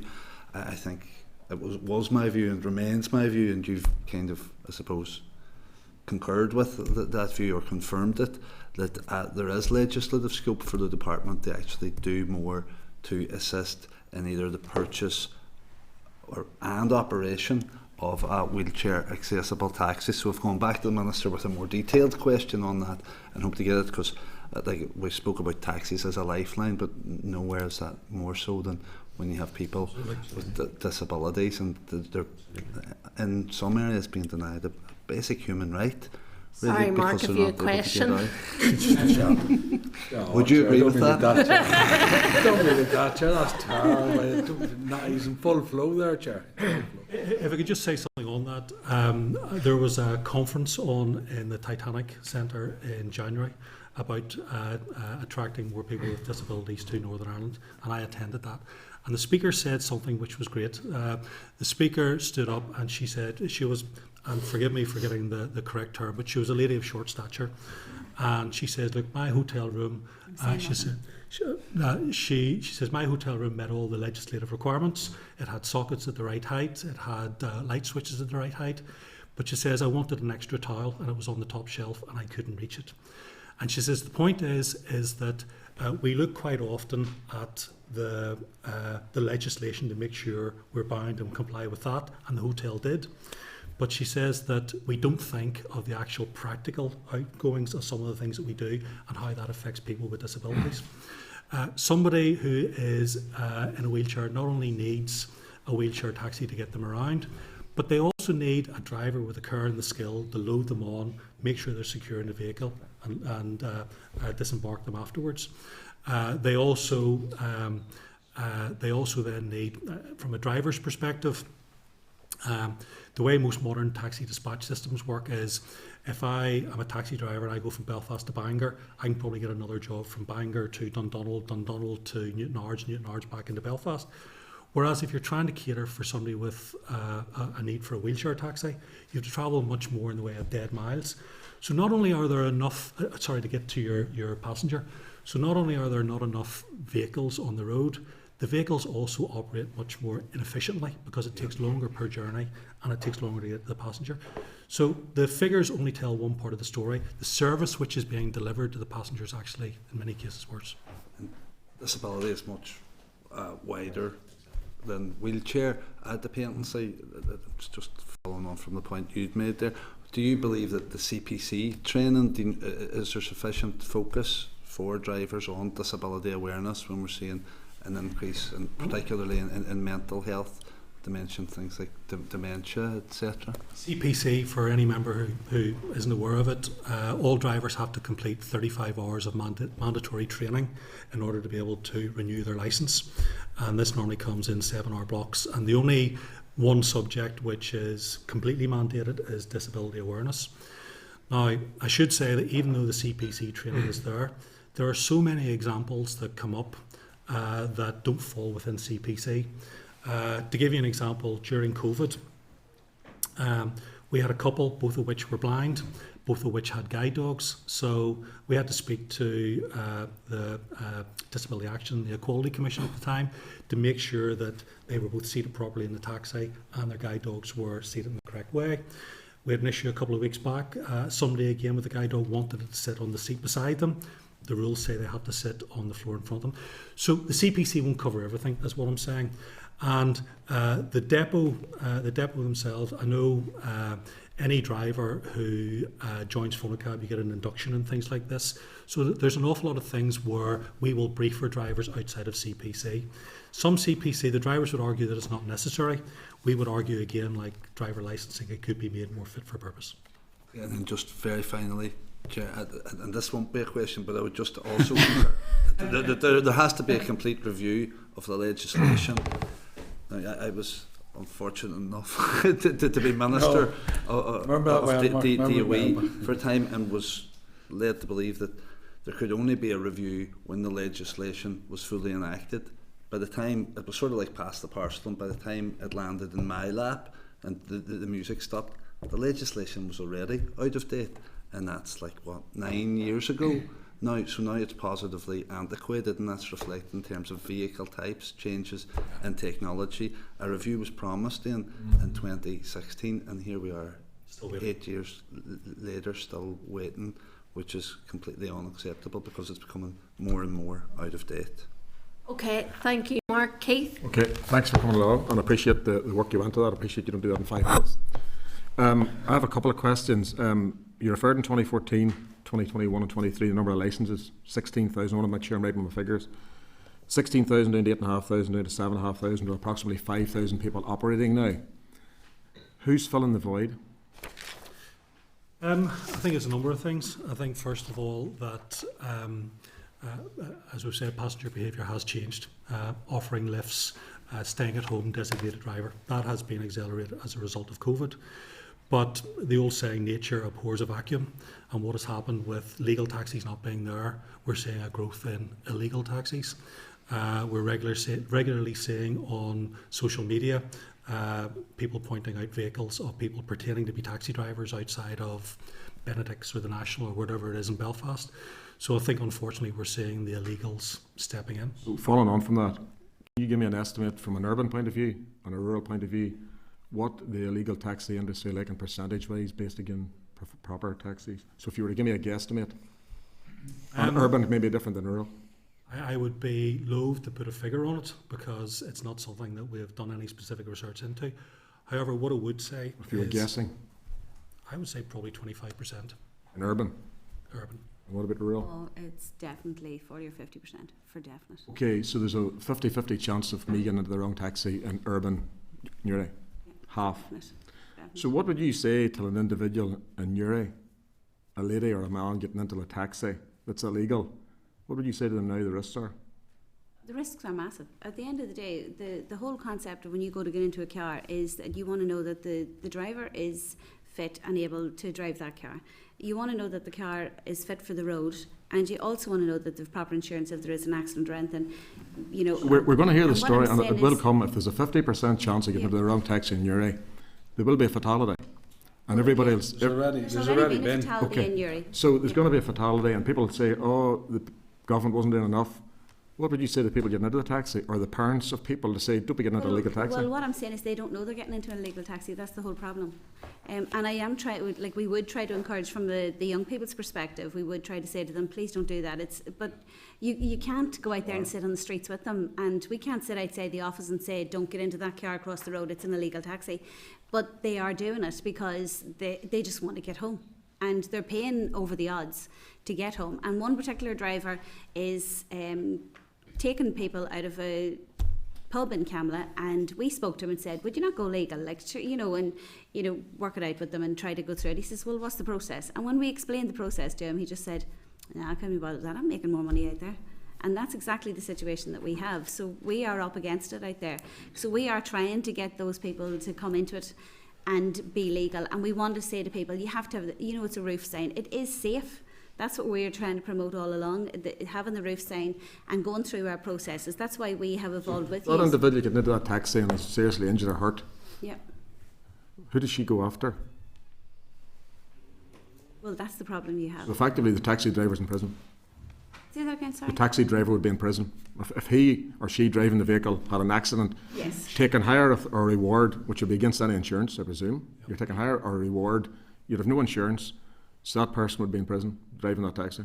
Theoretically. If that's the legislation, if a prison sentence is the appropriate punishment for illegal taxing and there's an accident, then yes. So you're getting, I'm not holding you those figures, but you're guesstimating 25% urban, 50% rural. What would you say then to the illegal driver? I had a conversation about what you would say to the person getting into a taxi. What would you say to the illegal driver now? And they're probably listening to this. So they're going to go to prison if they have an incident in that car because they're not insured. Would you say that to them? Well, we are saying exactly what you're saying, that it's it's so dangerous and you're not insured properly, but they're willing to take the risks. So they're taking the higher reward, fair. Yeah. If they have an accident, they're liable. Yeah. Okay. But they know that. But what I will say is, from our perspective, it's not just about what we can do. Enforcement at the minute, we are actually enforcing the rules for the industry as taxi companies with our operator licence, and we're actually doing an awful lot of administration in the background, making sure licences and everything's all approved. But who is, like, so we're enforcing our own drivers that's within the industry. Who is it that's actually enforcing those illegal taxis? So it's not up to us to do that. And it's not my job to actually go to that person and say, it's actually up to use and to the police to be enforcing those and making sure that they're not on the road.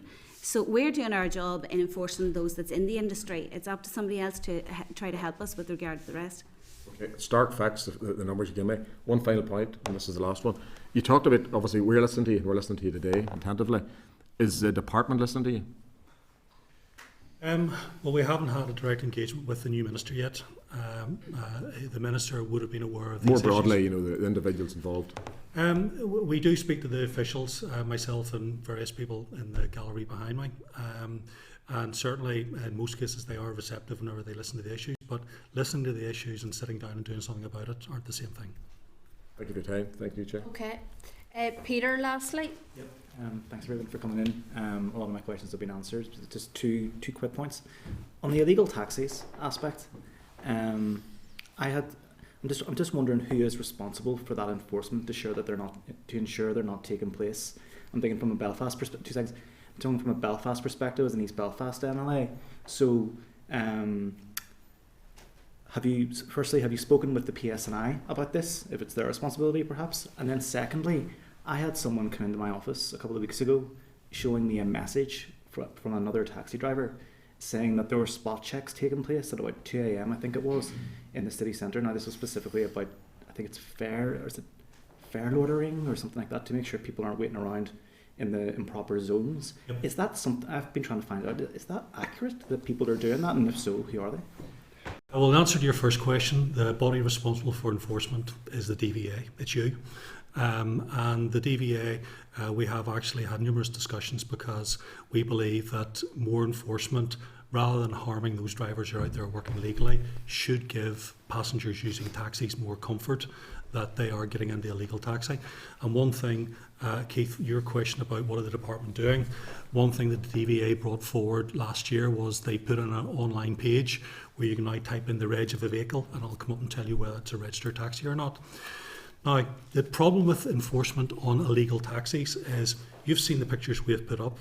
It's easy for enforcement to go over to a vehicle with a sign on the roof and with a meter on the dashboard and say, where's your badge? Why isn't your sign lit up? Where's your fare card? It's easy to enforce something that you can see. It's not easy to enforce an anonymous taxi like that Volkswagen Polo that's on screen, or an illegal taxi. If an enforcement officer goes up to a vehicle like that and says, are you taxing illegally? No mate, I'm just waiting for my friends. So the problem with enforcement is it's not enforcing against the illegal taxis, in our opinion. Your second point about loitering in the wrong areas. Taxi legislation is a little bit strange in that Class A taxis, phonocab, value cabs of this world, Class A taxis are not allowed in Belfast to pick up on the streets within a 2-mile radius, roughly, of City Hall for most of the week. Now, this is different between 12 and 6 a.m. on a Friday and a Saturday night and bank holidays, where they are allowed to pick up or PU on the streets in the city centre.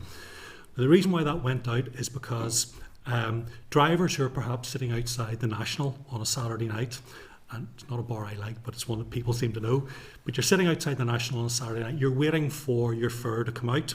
There is a suspicion that that driver is sitting there waiting to PU just to pick someone up off the street rather than to take a booking, because taxis outside of those 12 to 6 hours are only meant, Class A taxis are only meant to work on a pre-booked taxi basis.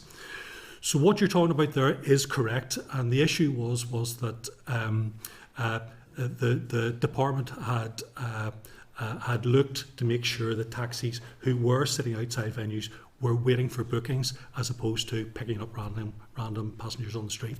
We don't want to see PUs for the same reason. The point about illegal taxiing, if you get into an illegal taxi, there's an issue with insurance, there's an issue with vetting of the driver, there's an issue with the condition of the vehicle. But if you get into a PU, a perfectly legal taxi which hasn't been booked outside of the hours, there's also potential issues with things like lost property. I left my bag in your taxi.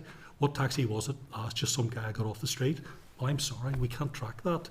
So we discourage PUing by drivers. We want to see, for visibility, for passenger safety, for traceability and all the rest of it, we want to see people in booked vehicles whenever they should be in booked vehicles. How often would I take it this message then that I saw is accurate, how often would the DVA go out checking up on taxis? I just never heard of that practice before. DVA are out regularly. The DVA publish, and again it's in your pack, sorry, it's not actually in the summary. If you look in the links within your pack, it takes you to the full quarterly stats, and that gives you all the DVA enforcement statistics there. I don't think enforcement is at the same level that it was pre-COVID, but the enforcement activity is increasing. Okay, thank you very much. We have heard a wealth of information today, which we really appreciate, and we thank you for your time today as well. No doubt we'll probably be in touch through the course of the mandate as well, and we thank you very much for coming to committee, so thank you. Thank you. Thanks. Okay, members. We've got a few more items of business, obviously, to go through in the committee. So, members, are you content? John, was there any other issues that you wanted to pick up on? Because I'm just conscious. Not necessarily, Chair. I'll put some things in writing, maybe send them through, and we can maybe look at them. Okay. I think we're okay at this stage.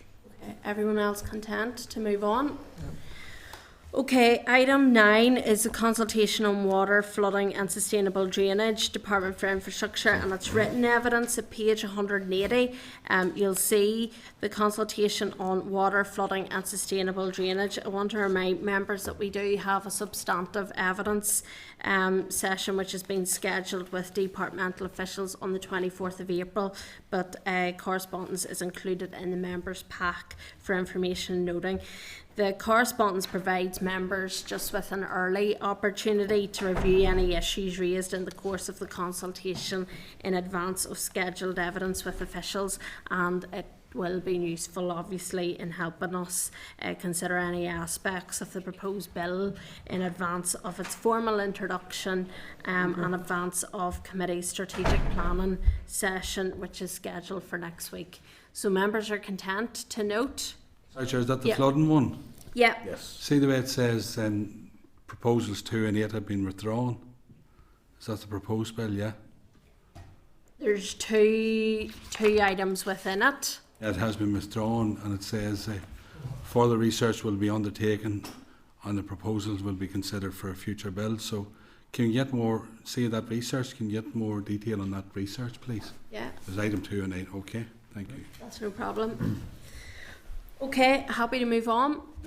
So item 10 is the implementation of the Reservoirs Act Northern Ireland 2015 Consultation Response Report, which is written evidence at page 271. You'll see the implementation of the Reservoirs Act Northern Ireland 2015 Consultation Response. So I'm seeking agreement just that the clerk seeks to establish the anticipated timescales for the development of the regulations and to schedule an oral evidence session as appropriate in the forward work programme. So all members content with that? Read. Okay, and then item 11 is planning in Northern Ireland. Northern Ireland Audit Office and Public Accounts Committee reports, again, written evidence.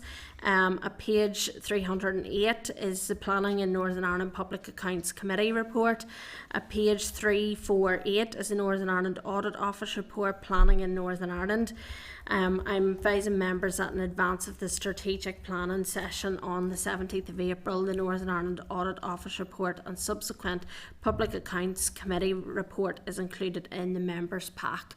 Obviously a very, very important issue.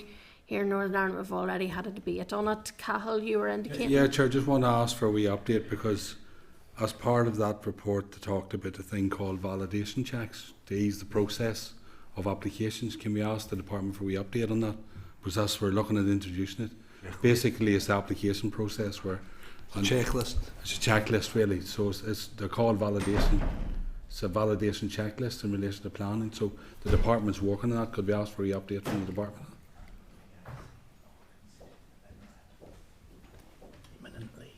Is that much? Can we consider it? Yeah. Yeah. Okay, thank you. Thank you. So item 12 is the SL1, the Period Products Department for Infrastructure Public Service Bodies Regulations Northern Ireland 2024. At page 425 is the departmental correspondence, and at page 426 is the proposal for the statutory rule. This rule is subject to affirmative resolution. Section 2(1) of the Act requires each Northern Ireland Civil Service Department to specify by regulations the public service bodies within its remit that will be required to establish and maintain arrangements to ensure that period products are obtainable free of charge on their premises. The statutory rule A specifies the Northern Ireland Transport Holding Company and Northern Ireland Water as the department's public service bodies, and B provides descriptions of premises and persons. Its effect will be to require the NITHC and NIW to provide period products free of charge in all of their administrative accommodation and in all of their staffed buildings used for the delivery of services to the public and which are normally open to the public. Provision must be made for service users, staff and visitors. Are members content with the proposal for the statutory rule? 10. Yeah. Sure. Okay, item 13 is SL1, the Planning Fees Amendment Regulations, Northern Ireland 2024. At page 438, proposal for the statutory rule. This rule is subject to negative resolution. This statutory rule will bring forward an inflationary uplift of approximately 4% to planning fees based on the CPI figure for January 2024, which is interesting. The committee might want to ask the department to provide figures for planning fee increases over the past 3 years and how these compare to inflation, if members are content, because it just it's just the 4% figure. January 2024 inflation was 5.1, so it would just be interesting to see the differences if you're content. Yep. Okay. 14 is a subordinate legislation, SL1, not subject to assembly proceedings. I advise the members that there are 3 proposals for statutory rules that are not subject to assembly procedure and are not required to be laid. A list summarising the statutory rules is at page 440 of members' packs and the rules at pages 441, 449. At page 441, the Parking and Waiting Restrictions Larn Order, Northern Ireland 2024. The rule will prohibit vehicles waiting at any time, loading and unloading not permitted on a length of Rodens Court, Larn. Vehicles are accepted from the prohibition in certain circumstances. Are members content to note the proposal for the statutory rule? 10. At page 444, the Parking and Waiting Restrictions Carrickfergus Amendment Order, Northern Ireland 2024. The rule will prohibit vehicles waiting at any time, loading and unloading not permitted on a length of Prince Andrew Way, Carrickfergus. Vehicles are accepted from the prohibition in certain circumstances. Are members content to note the proposal for the statutory rule? 10.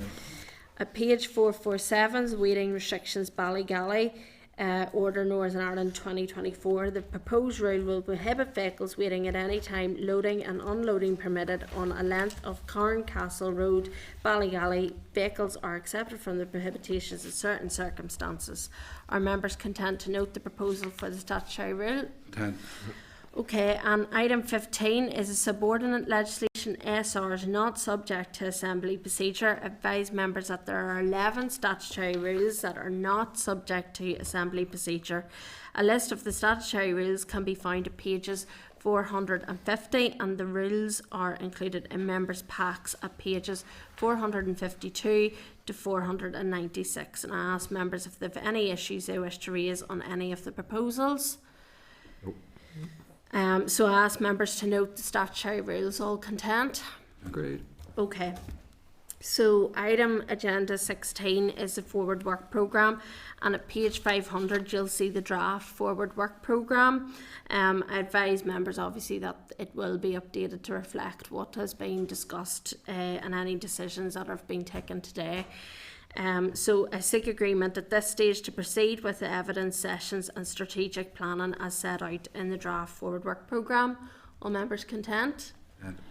Okay, and then any other business? I just have an item I forgot to ask members. Reference item 6. Correspondence, just for completion, just want to make sure that all members are content to action the correspondence memo at page 8 of your packs. Are members content with the remaining actions on that? Yeah. And then another item of business just that I have is yesterday a few of us did meet some of the campaigners, Monica Heaney, whose son was killed on the A1 very sadly, and we met her on the steps of Stormont, and I know Patrick, you have been involved in working, I think, with the family as well as Cahill and things locally. So I'm proposing that as a committee we just write to the Minister to see if he has any plans in terms of the A1 as a priority in terms of safety measures along that road. I know we do have briefings, and there was written evidence today in relation to road safety contained within the Minister's response to the committee, but it's just to see, obviously in relation to having met with Monica as members of our respective party infrastructure spokespeople role. So are members content with that? I think that'll be a good idea. Also, just to let the committee know that I've tabled the petition. Has over 12,000 signatures. They've been working over it the last few years, but didn't have the opportunity with the Assembly being down to present it yet. So I've got that tabled for 12:30 next Monday in the chamber. So support from infrastructure members would be appreciated, of course. Yep. Thank you, Patrick. Okay, members content? Yes, sure. Any other items of business that anybody wants to raise? Just I may like to raise one on our forward programme on the road safety stuff, because we have presentations 2 weeks. There's one on the 29th of May and one on the 5th of June. One of the committees I'm on received a presentation from the PSNI in terms of road safety, and I think it would be appropriate maybe to get them in to give, if that's permissible, to get them in to give their view on an update on their road safety strategy. We received a good road, so there's a opportunity maybe on the 5th. I'll get you the contact details and send them on to the clerk. Is that all right? Yeah, I'm sure that's no problem. And I think it'd be a good idea to just get an overview. And as I say, next week we'll be doing a more strategic. It's just when I say it there now, look. because unfortunately the numbers have risen again compared to last year. Yeah, it's an important subject for us. So I get the details and send on to the clerk. Chair, just the transport hub. Maybe I'm not seeing it. Are we going to see that? 29th of May. Maybe it's there and I'm not seeing it. Apologies. Top of the title, date and venue. It's 29th of May. 29th of May, it's there. Page 501. Yeah, five. Sorry. Yeah. I was looking at the bottom box. Apologies. Yeah, we're going to be there. I had a moment. You're all right. Mark that the next time. I've plenty of those moments, don't worry. I apologize. I see it now. Yeah. I was looking at the bottom box. Yeah. You're grand. So date, time and location of the next meeting. The next meeting will take place at 10 a.m. on the 17th of April 2024 in room 29 Parliament Buildings. Following the meeting, members will relocate to room 115 for the committee strategic planning session until 2 p.m. Lunch will be provided, so if you have any dietary requirements, please do let the clerks know in advance of that meeting. Members, just give me 1 second. We're just going to be finished up, but it is important. We did obviously send in our priorities that we want to see on committee. It is important that you do attend next week to obviously make sure that I know I sound like a teacher, but it is important that we do attend to make sure that we have a strategic plan going forward, and to make sure that this committee delivers in terms of infrastructure as well. So it's within our best interest to make sure that we're there and plan ahead in relation to all the things that will be coming up in the mandate. And just also to remind, just to say to the committee that there will be a folder for members on SharePoint with background papers and details of key issues identified by members during the exercise conducted prior to recess. So make sure you have a look at that as well before you come to the committee too. Sorry, could you just confirm those timings again just for next week's committee meeting as usual? The committee meeting as usual here at 10 a.m. Short committee meeting, Chair, no oral evidence session scheduled. Yeah, so it's just, and then we will relocate to room. I think it's room 115, isn't it? 115. What's the timings on that? Just. I'd say it should be around 10:30. Relocate, and then a good session on that with lunch included to finish up at at 2 p.m. Because it's just to Yeah. make sure that obviously this room will be Yeah. used for a committee No, afterwards. that's okay. It's just And to coming up clarify, yeah. to, if it does take to 2, hopefully we'll be able to Yeah. get it within that time. But if it does take to 2, we're not, the other committee isn't pushed as Yeah, well. no, that's Does okay. that make sense? Another meeting at 2, but no, we'll work something out. So the meeting packs will issue as normal on Friday, and I'm hoping to get that folder for the strategic planning session out to members on Monday. Okay, all members content. So I'll now adjourn the meeting. Thank you. Good job. Committee Room 29. Sound.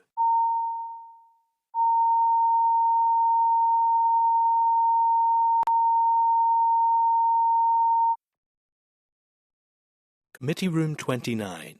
Sound.